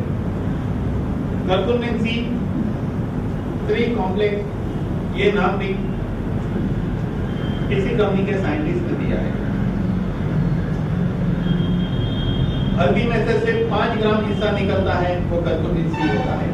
हल्दी को जब आप काटोगे तो एक ऑरेंज रिंग दिखती है, उसी के अंदर कर्कुमिन C होता है। आप कहोगे अगर हल्दी का बहुत फायदा है तो कहते हैं मैं रोज 50 ग्राम खाऊं क्या? आपको पता है दूसरी चीज अनवांटेड है जो नुकसान भी करती है ओवर जाने के बाद। हल्दी के अंदर जो कुछ फायदे करने वाली चीज है वो है सिर्फ कर्कुमिन C कॉम्प्लेक्स, जो एक्सट्रैक्ट के द्वारा निकाला गया है। 5% निकलता है हल्दी में से। अब इसको भी कंपनी ने क्या है, क्या किया, स्टैंडर्ड बनाया, स्टैंडर्डाइजेशन किया है। जैसे कि एलोपैथी की दवा अगर 500 mg की है तो 500 mg है। जैसे कॉफी प्लेन, बुखार जाएगा तो जाएगा, पेन कम होगा तो होगा, स्वेलिंग कम होगी तो होगी, पक्का है ना? ऐसा जैसा कहते हैं वैसा होना चाहिए, और जैसा कहते हैं वैसा होने के लिए मॉलिक्यूल लेवल पे बॉडी की केमिस्ट्री के साथ रिसर्च करना पड़ता है। उस तरह रिसर्च करके इस कंपनी ने 100% ढूंढा ये कि कर्कुमिन C कैंसर ठीक करता है तो करता है। पक्की बात। मेरे पास रनिंग में 4 किस्से हैं। पहला किस्सा है जिसका आज 8वां दिन है। 68 ईयर की लेडी है, बंबई में चेंबूर नाम की जगह पर पेशेंट है। मैं आपको 5वें दिन की बात बता रहा हूँ, 5वें दिन की बात, आज 8वां दिन है। 2 कर्कुमिन C 3 बार शुरू की गई। कैंसर था, pancreatic cancer last stage. Patient चल नहीं सकता था, बैठ नहीं सकता था, ऑपरेशन पॉसिबल नहीं था, केमोथेरेपी पॉसिबल नहीं था, रेडिएशन पॉसिबल नहीं था। डॉक्टर ने हाथ ऊपर कर दिया। उसको सिर्फ मॉर्फिन दिया जाता था, हाईएस्ट पेनकिलर, जो काम नहीं कर रहा था। मॉर्फिन लेने के बावजूद भी उसको पेन हो रही थी। 5 डेज के अंदर 75 to 80% पेन गया। वो लेडी उठकर बैठने लगी, घर में थोड़ा थोड़ा चलने लगी। आज 8वां दिन है, अभी की कंडीशन मुझे नहीं पता, 5वें दिन की कंडीशन बताए, पहले दिन की कंडीशन और 5वें दिन की कंडीशन में जमीन आसमान का अंतर था। एक पेशेंट है हमारे पास, तारापुर बोईसर, गुजरात से बहुत नजीक है, लंग्स कैंसर, बोन कैंसर था। पेट स्कैन रिपोर्ट लेके हमारे पास आए, हमने देखा वो पेट स्कैन यानी पूरे स्केलेटल का एक रिपोर्ट होता है, इसमें जहाँ जहाँ ब्लैक, टोटल ब्लैक धब्बे होते हैं वो कैंसर के होते हैं। वो रिपोर्ट हमने देखा, 2 केमोथेरेपी ले चुका था आदमी, उम्र थी 37 ईयर। मैंने कहा आप केमोथेरेपी मत लो, क्योंकि केमोथेरेपी में बहुत कम पेशेंट बचते हैं, बहुत कम पेशेंट बचते हैं, आप मत लो, छोड़ दो। तो अच्छा है, मेरी मान के उन्होंने छोड़ा। ये पेपर भी हमने उनको पढ़वाया, इसमें लिखा है केमोथेरेपी का रिप्लेसमेंट है, कैंसर क्योर होता है, ऐसे रिसर्च पेपर है। ये देखने के बाद उन्होंने मेरी बात मानी, दवाई शुरू की। काम करता है क्योंकि ये हमारी इम्यूनिटी को बढ़ाता है, जैसे ट्यूबरक्लोसिस हो, बारह फीवर आता हो, सर्दी हो, सर्दी। कोई भी ट्यूमर को डिसॉल्व करता है, तो एंटी कैंसरस, एंटी इंफ्लेमेटरी भी है। अगर कहीं चोट लगी एक्सीडेंट में और मसल से डैमेज है, उस कंडीशन में भी ये काम करता है। हमने केस को दिया है, तुरंत ही इमीडिएट रिलीफ मिलती है। तो इस तरह एंटी इंफ्लेमेटरी, एंटी कैंसरस है और ये नेचुरल एंटीबायोटिक है, इम्यूनिटी को बढ़ाता है। हम इंडियन लोग हल्दी के बारे में बहुत कुछ जानते हैं। कोई जख्म नहीं हील हो रहा है तो हल्दी लगाते हैं, कहीं चोट लगी है, दर्द है तो हल्दी लगाते हैं। ये सिर्फ खाना है और तुरंत रिजल्ट आता है।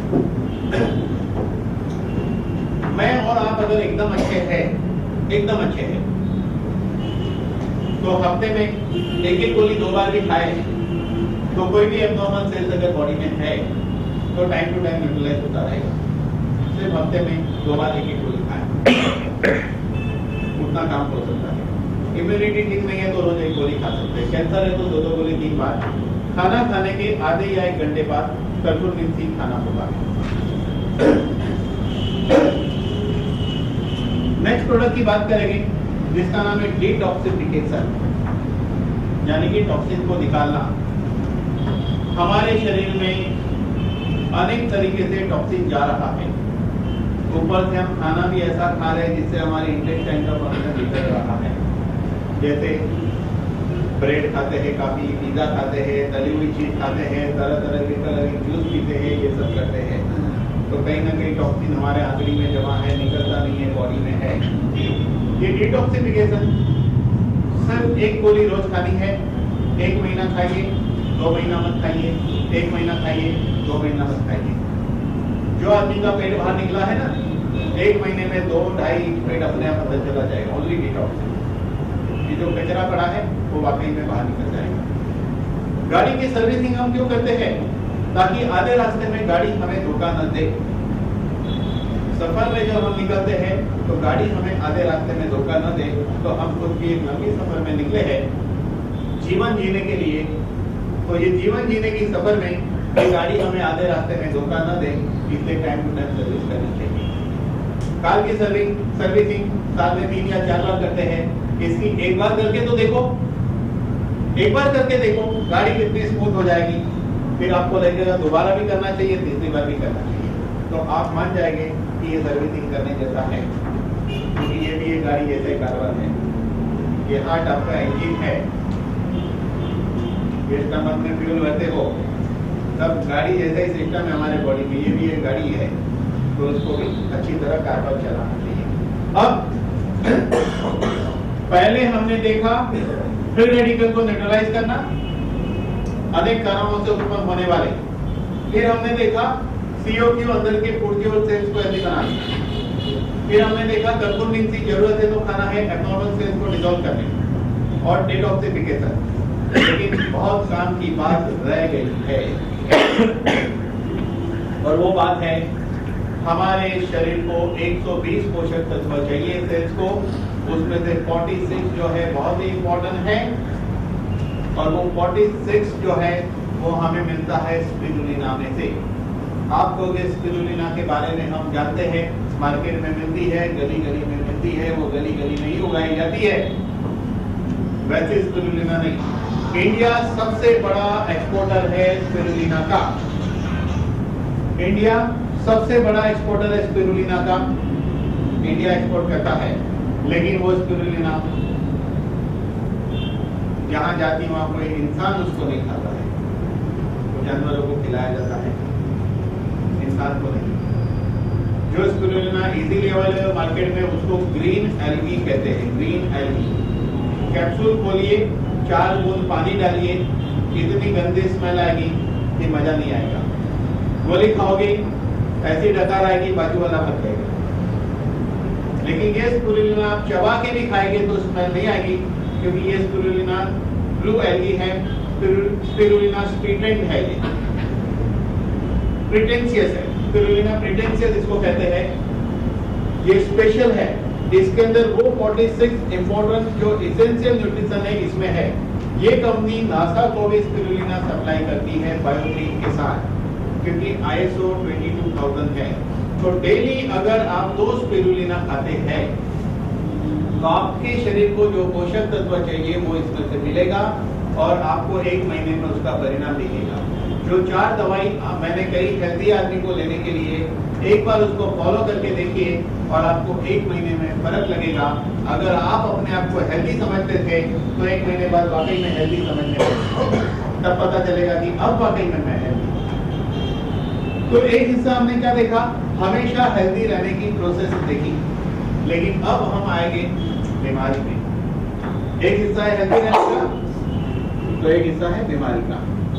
तो सबसे पहले हम बात करेंगे अभी लीवर के बारे में। लीवर सपोर्ट करके एक दवा है कंपनी की। कंपनी ने खास करके ये उन लोगों के लिए डेवलप की है जो लोग शराब पीते हैं। खास करके ये शराब पीने वाले को ध्यान में रखकर दवाई को डेवलप किया गया है। इस दवाई को खाने से शराब की साइड इफेक्ट नहीं होती। आप सोचोगे शराबियों के लिए इतना ध्यान क्यों रखा गया? आपको क्या लगता है दुनिया इतनी सीधी और इतनी समझदार है कि आप किसको समझाएंगे कि शराब से नुकसान होता है और वो छोड़ देगा? नहीं।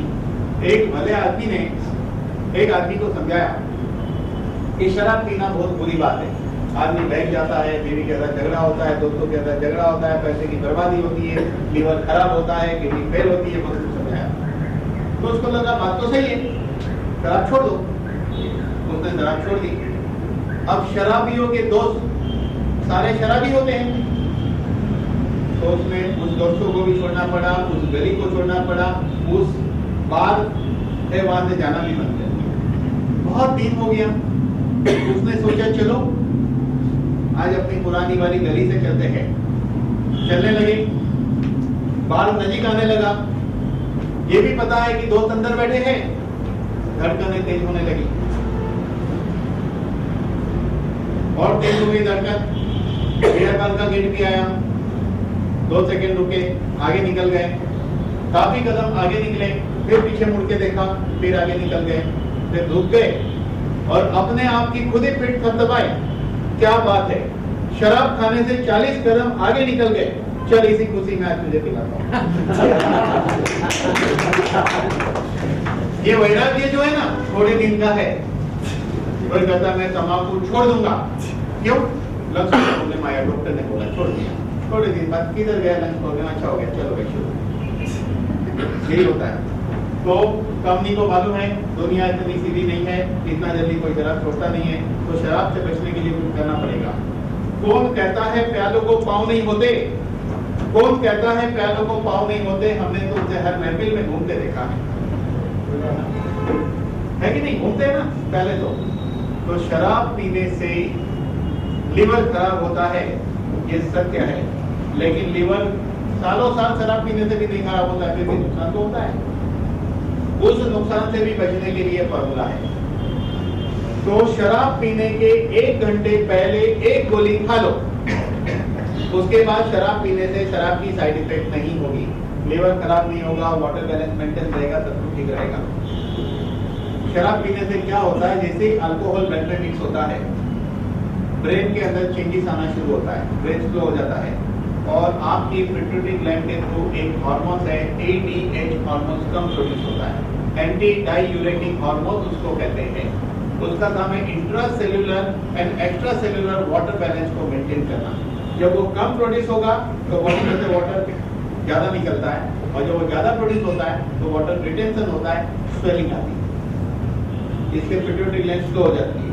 तो इसका काम है कि लिवर फंक्शन को सेट करके, लीवर ही हमारे बॉडी की सबसे बड़ी केमिकल फैक्ट्री है। लीवर 500 से ज्यादा डिफरेंट प्रकार के केमिकल बनाता है और 1000 से ज्यादा उसके डिफरेंट टाइप के फंक्शन है। लीवर बहुत कीमती चीज है हमारे शरीर में। तो ये दवा लीवर सपोर्ट ड्रिंक करने वाले के लिए है। तो आप बोलोगे नॉर्मल आदमी ने क्या गुनाह किया है? नॉर्मल आदमी के लिए भी यही है। जिसका पेट बाहर है और 35 उम्र क्रॉस कर चुके हैं, ऐसे 100 लोग सोनोग्राफी कराएंगे तो 40 या 50 लोगों को फैटी लिवर मिलेगा।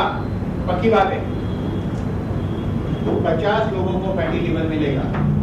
उसको भी ये गोली, एक गोली 2 बार खानी चाहिए। शराबी को भी एक गोली 2 बार, खाना खाने के 1 घंटे बाद, शराबी को शराब पीने के 1 घंटे पहले, खाना खाने के बाद जिसका ये ऊपर वाला पेट, अपर एब्डोमेन फूल जाता है, बहुत देर तक ऐसा लगता है खाना नहीं पच रहा है, तो भी उसका लिवर स्लगिश है, यानी कि लेजी है, आलसी है। 2 आदमी है, बीमारी कुछ नहीं है, एक ज्यादा काम कर रहा है, एक कम काम कर रहा है। लीवर अगर कम काम करेगा, उसका फंक्शन कम है, तो आपको वो पता नहीं चलता है। उसकी कोई टेक्नोलॉजी नहीं है चेकिंग की, लेकिन उसकी फीलिंग की टेक्नोलॉजी। अगर आपका ऐप हैवी हो रहा है, खाना नहीं पच रहा है, 2 टाइम भूख नहीं लग रही है, खाने में स्वाद नहीं आ रहा है, तो समझ लीजिए लीवर वीक है, वैसे को भी देना है। जब प्रॉब्लम सॉल्व हो जाता है, दवाई बंद कर दो, क्योंकि ये तो बीमारी की दवाई है ना, रेगुलर खाने वाली तो बता दी, ये प्रॉब्लम के हिसाब से। उसके बाद बात करेंगे मोटापे की। साथी मेरे साथी, मोटापा बुरा मत लगाइए, कुछ ना कुछ मजेदार बात तो करनी पड़ती है। अगर मैं 10 किलो वजन उठाकर 1.5-2 किलोमीटर चलता हूँ तो थक जाता हूँ। तो जो लोग 20 किलो उठा के घूम रहे हैं कंटिन्यू, उसका क्या? सही बात है कि नहीं? तो जिसका वजन ज्यादा है उसको पता नहीं चलता है कि डेली उसकी बॉडी को कितना थकान लग रहा है। मोटापा अपने आप में छोटी बीमारी है, बड़ी बीमारी है। क्या बड़ी बीमारी है? एक बिल्डिंग को जब हम कंस्ट्रक्शन करने के लिए लेते हैं हाथ में, तो अगर पिलर 4 माले के लगाए हैं तो उतना ही लोड लेगा वो।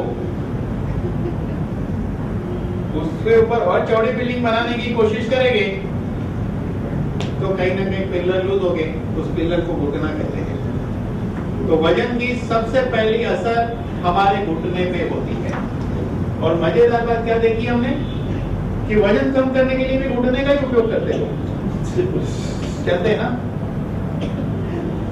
चलते हुए इंसान को कभी पतला देखा है क्या? जो बोलता है मैं चलने को जा रहा हूँ पतले होने के लिए।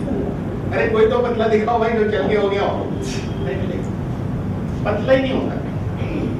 वो टॉप सीक्रेट बताने वाला हूँ, पतले क्यों नहीं होते हैं, चल के भी पतले नहीं होते। फिर दूसरा नुस्खा क्या दिखता है?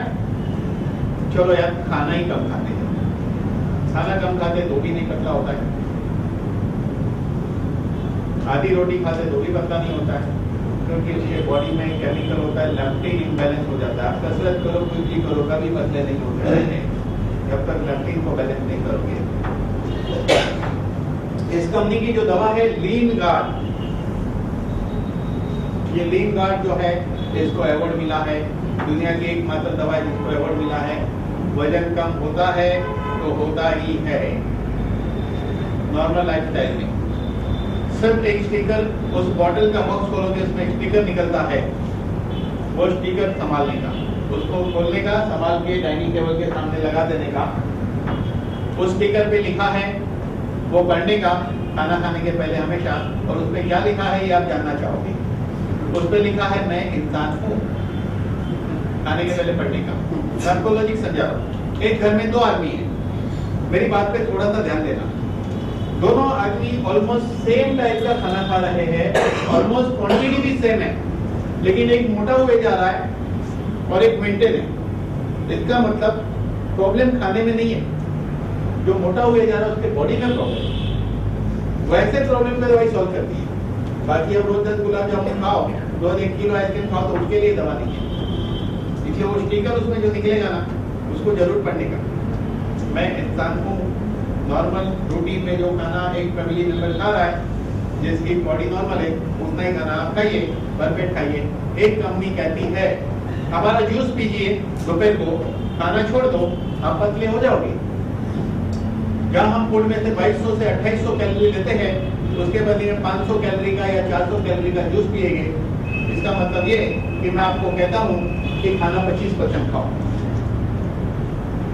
25% खाना खाओ ना, जूस पीने की क्या जरूरत है। और जूस भी पीना है तो वो क्यों पीते हो? रियल का पियो, कम से कम रियल तो है, उतना ही फायदा उस जूस से भी होगा। एक ग्लास रियल का जूस पी लो, अगर एक ग्लास ये जूस इनका पीना है, सेम बेनिफिट मिलेगा। क्योंकि रियल के एक ग्लास जूस में कम से कम रियल है और 500 ही कैलोरी होती है। सेम थिंग यहाँ पे भी मिलेगा। ये कंपनी ऐसा नहीं कहती है, ये कंपनी कहती है घर का दूसरा मेंबर खाता है वैसे खाना खाओ और गोली खाओ, आपका सेट हो जाएगी। खाना खाने के बाद दोपहर को 1 गोली और रात को 1 गोली। हाँ, एक बात बताना भूल गया, इस कंपनी की खासियत है रिसर्च बेस्ड प्रोडक्ट है, मॉलिक्यूल है, इसके डोज डिसाइडेड है।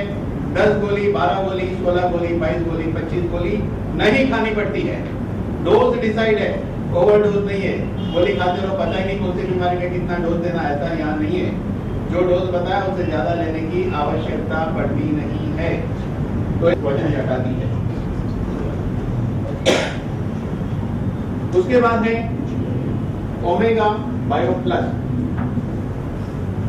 जिसके अंदर ओमेगा 3, ओमेगा 6 होता है। आप कहेंगे हम ये जानते हैं मार्केट में मिलता है, मार्केट में मिलने वाली मैक्सिमम ओमेगा जो होती है 3 and 6, वो palm, fishy, fish, smell omega होता है, पाम ऑयल का। चेकिंग नहीं कराते हैं लोग। कई कंपनी इसी तरह पाम ऑयल का बेचती है, चाइना से कंटेनर के कंटेनर इंपोर्ट होते हैं। लेकिन उस कंपनी ने जो भी दिया है लोगों को, एविडेंस के साथ दिया है, प्योर फॉर्म में दिया है, जो वादा किया है उस वादे के मुताबिक दिया है, तो ये प्लांट एक्सट्रैक्ट में से बना है। इस ओमेगा बायो प्लस में EPA और DHA होता है। ब्रेन का 60% DHA से बना है और EPA का काम है हमारी आर्टरी की इलास्टिसिटी को मेंटेन करना, आर्टरी को हेल्दी बनाना। तो ओमेगा बायो प्लस किसको देना चाहिए? तो सबसे पहले हम शुरुआत करेंगे बच्चों से।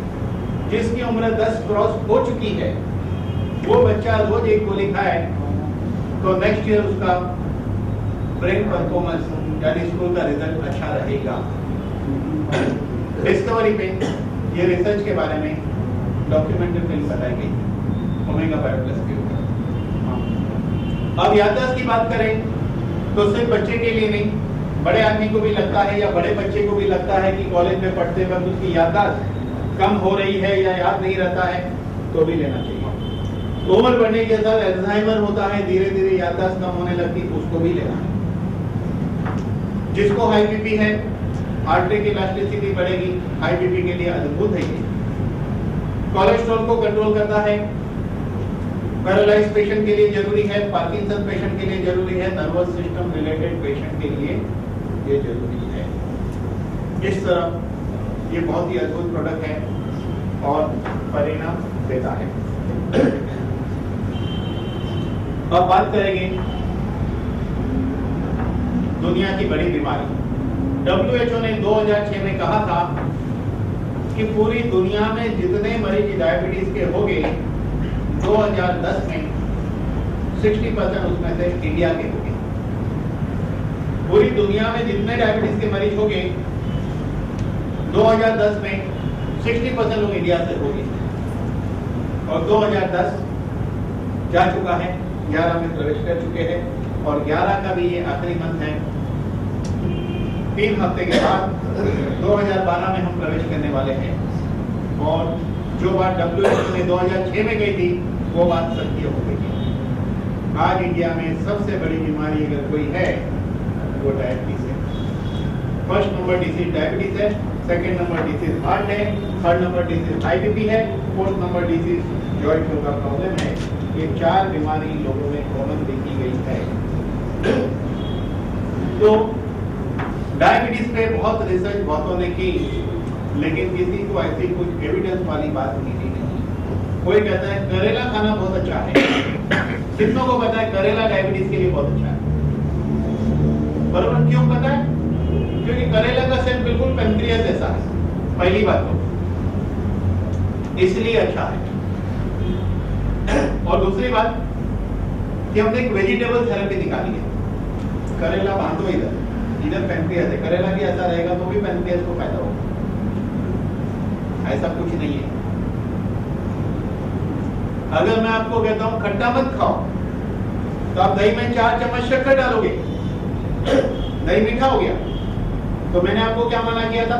खट्टा मत खाओ, लेकिन आपने मीठा खाया। खट्टा नहीं खाया ना, मीठा खाया। खाली आपको खट्टे का एहसास नहीं हुआ, खट्टा तो बॉडी में गया, खट्टा अपना नुकसान करेगा। अगर बॉडी में शक्कर ज्यादा है, कड़वापन जाने से शक्कर न्यूट्रलाइज नहीं होता है। तो ये करेला का डायबिटीज से कोई दूर दूर तक का कोई रिश्तेदारी नहीं है। करेला अलग बिरादरी का है, शुगर अलग बिरादरी की है, कोई लेन देन नहीं, कोई रिलेशन नहीं है, कोई मतलब ही नहीं है, कोई रिलेशन ही नहीं है। इसलिए वो कंसेप्ट करेला का गलत है। ऐसा करेला खा के मत करिए प्रॉब्लम। एसिडिटी वाला तो करेला खाइए ही मत, एसिडिटी तुरंत बढ़ जाती है, आपको पता नहीं होगा। करेला खा के देखो एसिडिटी बढ़ जाएगी, सबको डाइजेस्ट नहीं होता है। तो ऐसे नुस्खे का कोई एविडेंस नहीं है। यहाँ कंपनी ने रिसर्च करके ऐसा मॉलिक्यूल निकाला जो पेनक्रियास पे काम करता है।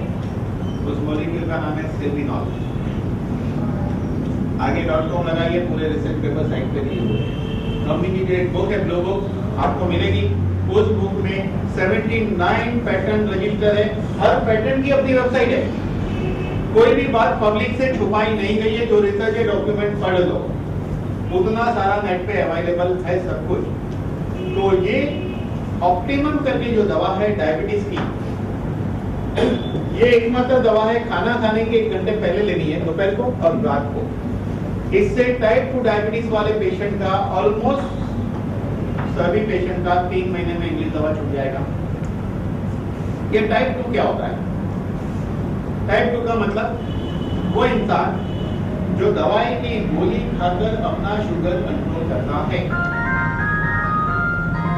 उसमें दवाई की गोली खा के कंट्रोल करने वाले में दोनों बिरादरी के लोग आएंगे, हेरिडिटरी एंड स्ट्रेस वाला डायबिटीज।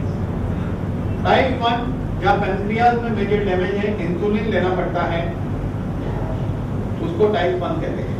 टाइप 1 में जो है डायबिटीज भी आता है।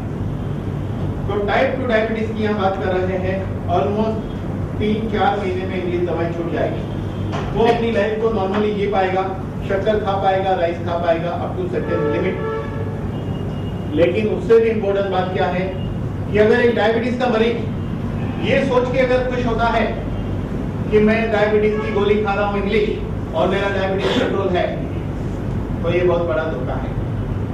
इंग्लिश गोली से डायबिटीज कंट्रोल रखने के बावजूद भी डायबिटिक न्यूरोपैथी या डायबिटीज की वजह से किडनी, हार्ट, ब्रेन एंड आंखों का प्रॉब्लम होता है। कंट्रोल रखने के बावजूद इस बात पे फोकस करना बहुत इंपॉर्टेंट है। खुश नहीं होना चाहिए कि डायबिटीज कंट्रोल है, डायबिटीज कंट्रोल रखने के तरीके के ऊपर इंपॉर्टेंट है। तो इस तरीके से डायबिटीज कंट्रोल रखने से दूसरी बीमारी से बच सकते हैं। इसलिए डायबिटीज का मरीज ऑप्टिमम 1 गोली खाना खाने के पहले दोनों टाइम खाए। लेकिन बाकी प्रॉब्लम से बचने के लिए एक चीज यूनिवर्सल है, 30 साल के बाद सभी को COQ चाहिए, 46 एसेंशियल न्यूट्रिशन चाहिए, एंटीऑक्सीडेंट चाहिए और सर्विसिंग चाहिए। अगर डायबिटीज है तो ये एडिशनल है, तब जाके एक कायाकल्प होता है और डायबिटीज वाला मरीज भी एक नॉर्मल लाइफस्टाइल जी पाएगा, डायबिटीज की साइड इफेक्ट से बच के, और खाना पीना भी सकेगा। पैसा बहुत है, खा नहीं सकते हैं, लोग मिठाई खा रहे, रोज पार्टी कर रहे हैं। घर वाले मेंबर भी खाने नहीं देते हैं, गुलाब जामुन आया तो खाने नहीं देते हैं, कभी कभी छुप छुप के भी खा लेते हैं फ्रिज वाले, सब सो गए फ्रिज खोल के खा रहे हैं। ऐसी भी नौबत आती है, क्योंकि देखेंगे तो डालेंगे। नेक्स्ट प्रोडक्ट है ऑस्टियोस्ट्रॉन्ग। ये लेडीज के लिए है, लेडीज की हड्डी मजबूत बनाता है। आप कहोगे मत दो ऐसा, वैसे ही हड्डी इतनी मजबूत है, हमारी हड्डी टूट रही है, ऊपर से आप और मजबूत बनाने की बात कर रहे हो। ऐसी मजबूत हड्डी बनाने वाली दवा ऑस्टियोस्ट्रॉन्ग। लेडीज जब बच्चे को जन्म देती है या तो बच्चा पैदा होता है तो उसका पूरा स्ट्रक्चर जो है वीक होने लगता है, मसल्स वीक होते हैं, हड्डी वीक होती है, सब कुछ चेंजेस आता है। एक उम्र के बाद लेडीज के अंदर ऑस्टियोपोरोसिस बहुत कॉमन है। लेडीज के हिस्से में देखा गया है कि उसकी पेल्विक जॉइंट जो है गिर जाने से पेल्विक जॉइंट टूटता है, जेंट्स का ऐसा नहीं होता है, खास करके लेडीज में देखा गया है। लेकिन हकीकत में रिसर्च ये कहता है कि पहले पेल्विक जॉइंट टूटता है, फिर वो लेडीज गिर जाती है, लेकिन लोग समझते वो गिर गए इसलिए पेल्विक जॉइंट टूट गया। कहानी कुछ अलग है। तो लेडीज के बोन इतने वीक होते हैं कि उसमें छेद हो जाता है, जिसको ऑस्टियोपोरोसिस कहते हैं। उसके लिए बनाया गया है। एक गोली 2 बार देने से 3 महीने के बाद बोन डेंसिटी चेक करेंगे तो पता चलेगा बोन वापिस अच्छी हो चुकी है। लेकिन 40 साल की उम्र के बाद रोज 1 गोली खाने से आगे चल के कभी भी बोन का प्रॉब्लम नहीं आएगा। और फाइनली बहुत इंपॉर्टेंट प्रोडक्ट जो है वो है R3 पावर, जॉइंट के लिए है। आज सबसे बड़ी समस्या क्या है? घुटना, कमर, गर्दन की हड्डी की बीमारी बहुत है, संधिवात है, रूमेटॉइड आर्थराइटिस है, गाउट है, ऐसी समस्या बहुत है। उसके लिए कंपनी की एक दवा है R3 पावर। दोपहर को और रात को 1-1 गोली खानी है। 1 हफ्ते से 4 हफ्ते में अद्भुत परिणाम आता है सभी पेशेंट पे। जिसको भी दिया है हमने देखा है उसका तुरंत ही परिणाम आता है। तो अभी प्रोडक्ट की कहानी खत्म हो गई, लेकिन 2 मिनट प्रोडक्ट पे और कह के सिर्फ 5 से 7 मिनट टाइम और लूंगा, उससे ज्यादा टाइम नहीं। इतनी देर आप शांति से बैठे हैं तो टोटल 10 मिनट और तो भी लेना है। COQ हर ऑर्गन और हर सेल्स को हेल्दी बनाने के लिए 30 साल के बाद लेना है सबको। एंटीऑक्सीडेंट 18 साल के बाद रेगुलर लिया जा सकता है। एंटीऑक्सीडेंट 18 साल के बाद रेगुलर 1 गोली ले सकते हैं। COQ 30 साल के बाद लेना ही है। 46 एसेंशियल न्यूट्रिशन चाहिए, वो छोटे बच्चे को भी आधी गोली दे सकते हैं 5 साल के बाद। 10 साल के बाद 1 गोली, 15, 16, 17 साल के बाद 2 गोली, 4 गोली, 6 गोली दे सकते हैं। तो इस तरह कुछ प्रोडक्ट ऐसे हैं रेगुलर बेसिस पे हमको यूज करना है। 1000 करोड़ की जायदाद को संभालना क्लियर था। और बाकी प्रोडक्ट बीमारी के लिए है, उसको यूज करना है। अभी सिर्फ आपके मैं 10 मिनट से ज्यादा टाइम नहीं दूंगा। अब हम बात करेंगे बिजनेस प्लान के बारे में। चलिए, दुनिया में सबसे इंपॉर्टेंट चीज क्या है?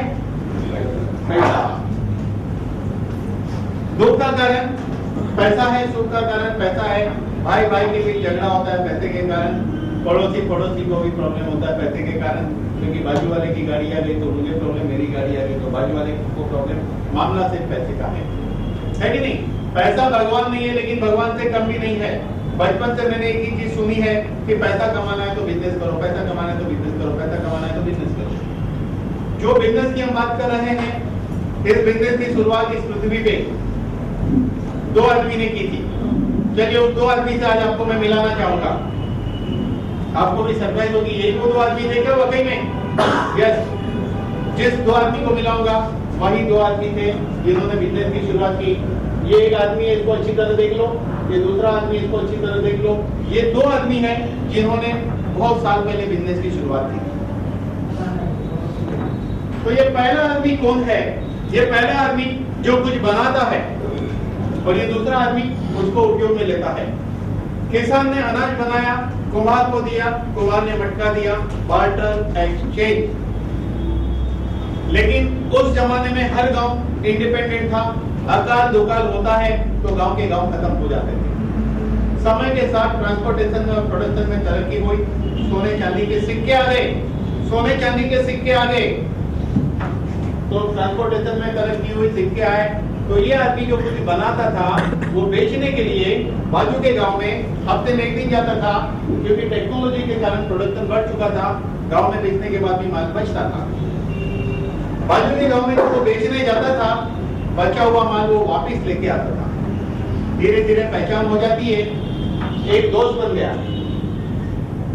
बचा हुआ माल दोस्त के पास रख देता था। दोस्त क्या कहता है कि आपके पीछे भी लोग माल मांगते हैं, तो इतने एनर्जी के देना शुरू कर। ये दोस्त कब तक फ्री में काम करेगा? धीरे धीरे ये 2 में से 3 हो गए, जैसे शादी के बाद कब होते पता नहीं चलता है, ये एजेंट बन गया। ये 2 के 3 के चक्कर में आज बीच में 10 लोग हैं, यहाँ हमें कोई ऑब्जेक्शन नहीं है। 10 लोग हैं बीच में, यहाँ हमें कोई ऑब्जेक्शन नहीं है। ये पेन अभी खरीद के लाए नीचे से, 20% मार्जिन दुकान वाले को मिला। आप बोलोगे अरे यार बहुत मार्जिन है, लेकिन सोचो वो गली में बेच रहा है, उसके गिरा की गली है, उसका सप्लाई, उसको 10 गली मिली है तो उसको 5% मिलेगा, उसके ऊपर 4, 3 ऐसे 10 जगह पैसा बढ़ता है। कोई ऑब्जेक्शन नहीं है। क्यों? मैं पैदा हुआ तब भी ऐसा था, मेरे पिताजी पैदा हुए तब भी ऐसा था, परंपरा चली आ रही है, चलने दो। एक बिजनेस में कुछ खोज होती है ना, तो सिर्फ 300 लोग पैसा कमाते, समझ लीजिए अप्रोक्सीमेटली।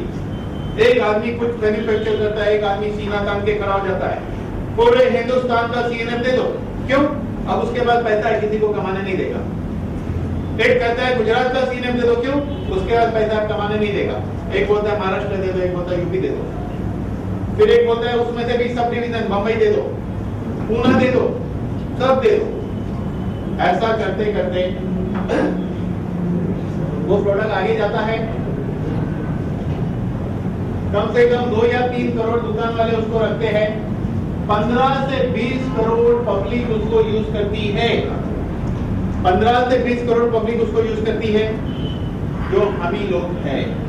ये दुकान वाला है, ये ऊपर बैठे हैं टॉप लोग, ये सैंडविच हो गया। शायद ही कोई दुकान वाले की एक में से दोस्त, ये मैंने एक दुकान वाले को बचपन में देखा था, बड़ा यंग और स्मार्ट था, सुबह 8 बजे से रात को 10 बजे तक बैठता है, अभी भी बैठ रहा है। एक ही 2 दुकान हुई नहीं, दुनिया कभी देखी नहीं, पैसा कभी कमाया नहीं, वही का वही है। सारा पैसा जो कमा रहा है ये लोग कमा रहे हैं, ये लोग। इसलिए बिजनेस किसको कहते हैं? पैसे वाला ज्यादा पैसा वाला हो रहा है, गरीब ज्यादा गरीब हो रहा है, उसको कहते बिजनेस। क्योंकि ये परंपरा हमने शुरू से देखी है।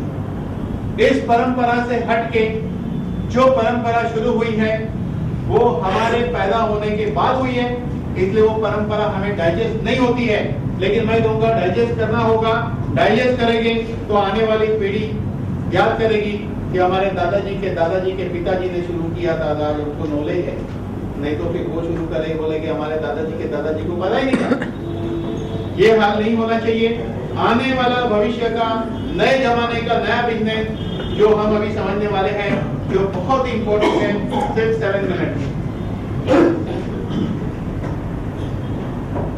Level marketing MLM। आज धीरूभाई अंबानी हो या टाटा हो या बिरला हो, क्यों पैसा कमाया इतना? Just only time multiplication. कैसे किया उन्होंने? आज अगर 10 लोग मेरे पास नौकरी पे है, मेरा काम बढ़ता है तो 10 और लगाऊंगा, 10 और लगाऊंगा, 10 और लगाऊंगा। ऐसा करते करते धीरूभाई का कारोबार बढ़ा। 1 लाख लोग काम करते हैं, रोज 8 घंटा करते हैं। धीरूभाई अंबानी डेली 8 लाख घंटे काम करता है, बहुत सारा पैसा आता है, छोटा सा कमीशन बांटा जाता है 1 लाख लोगों के बीच, जिसको सैलरी कहते हैं। वो 1 लाख लोगों का भविष्य है क्या? नहीं। तो लाइन जब ऐसे बढ़ती है तो उसको बिजनेस कहते हैं। ये तरीका से अलग है। लाइन ऐसे बढ़ती है उसको कहते हैं MLM। जहाँ एक आदमी पैसा नहीं कमाता है, लेकिन जो कमाई एक आदमी कमाने वाला था वो हजारों के बीच बढ़ता है, शेयरिंग में बढ़ता है।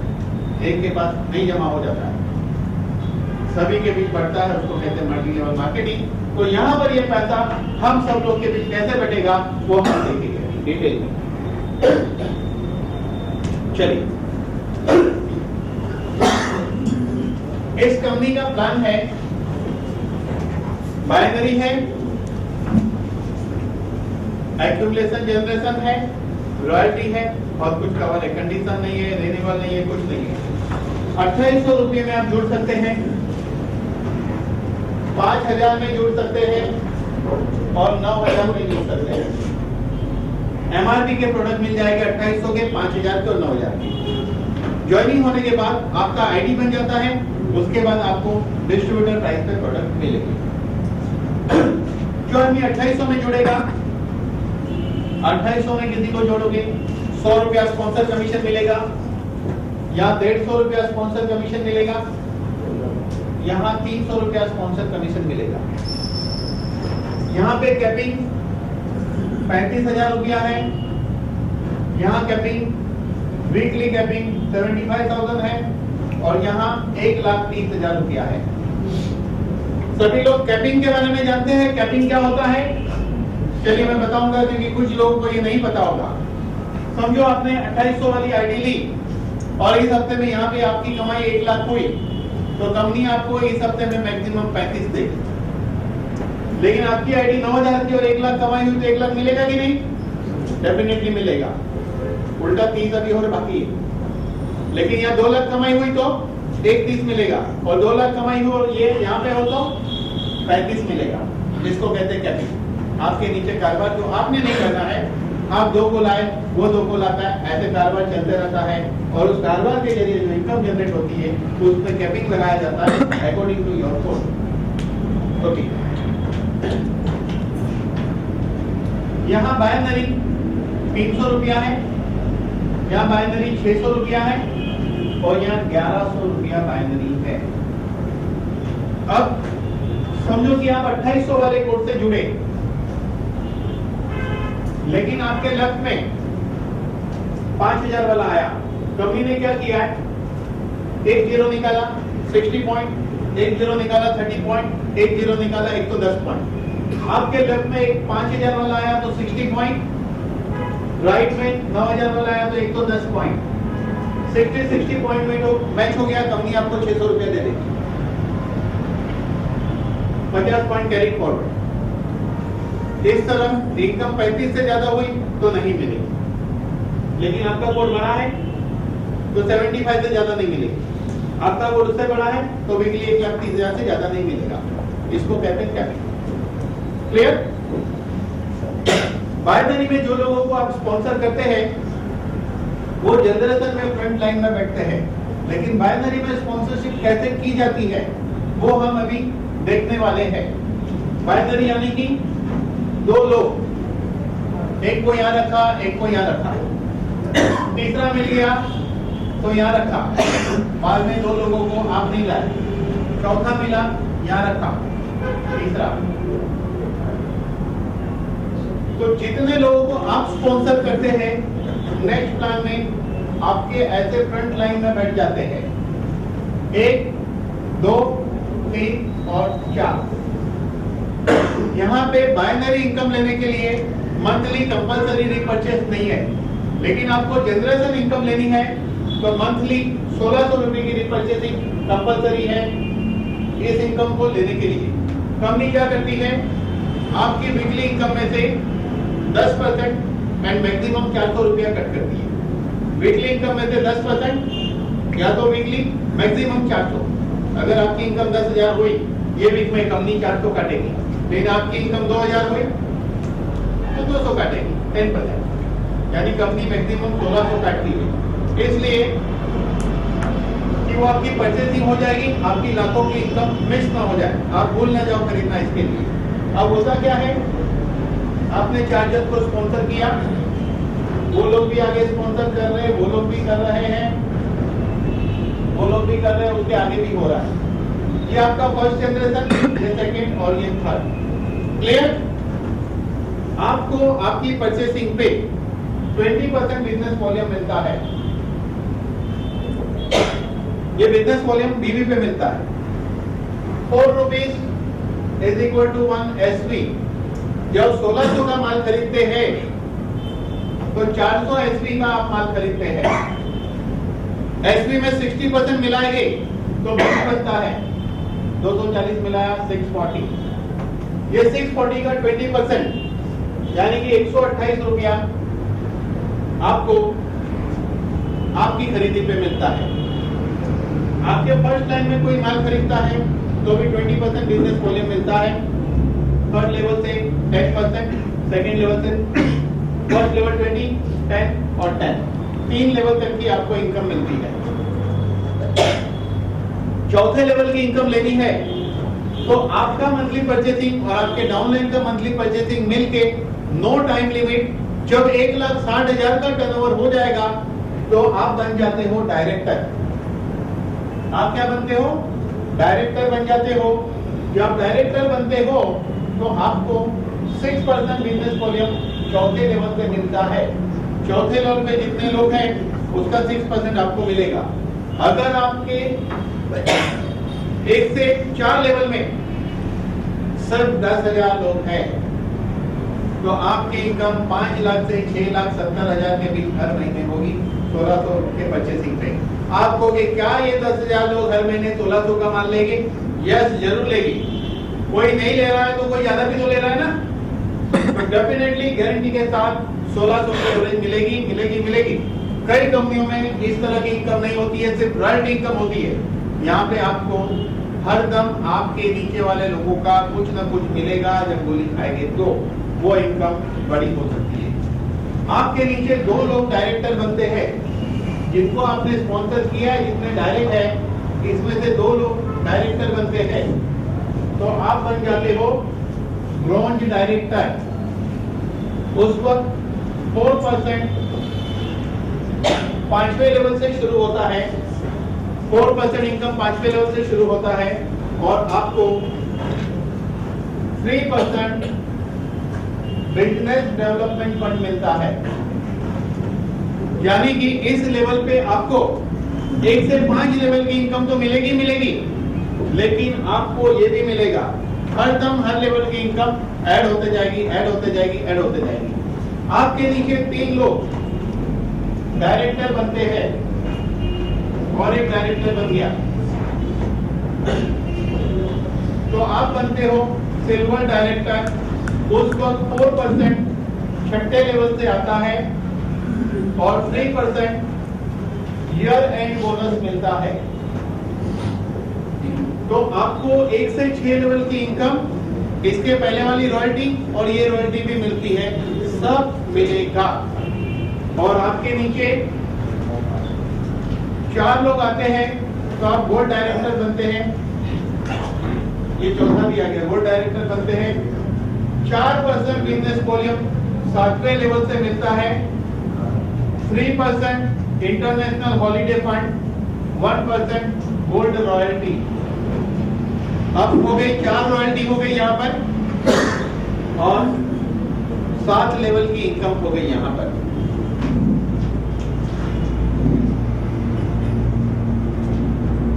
जब आपके नीचे 6 लोग डायरेक्टर बन जाते हैं तो आप बनते हो रूबी डायरेक्टर।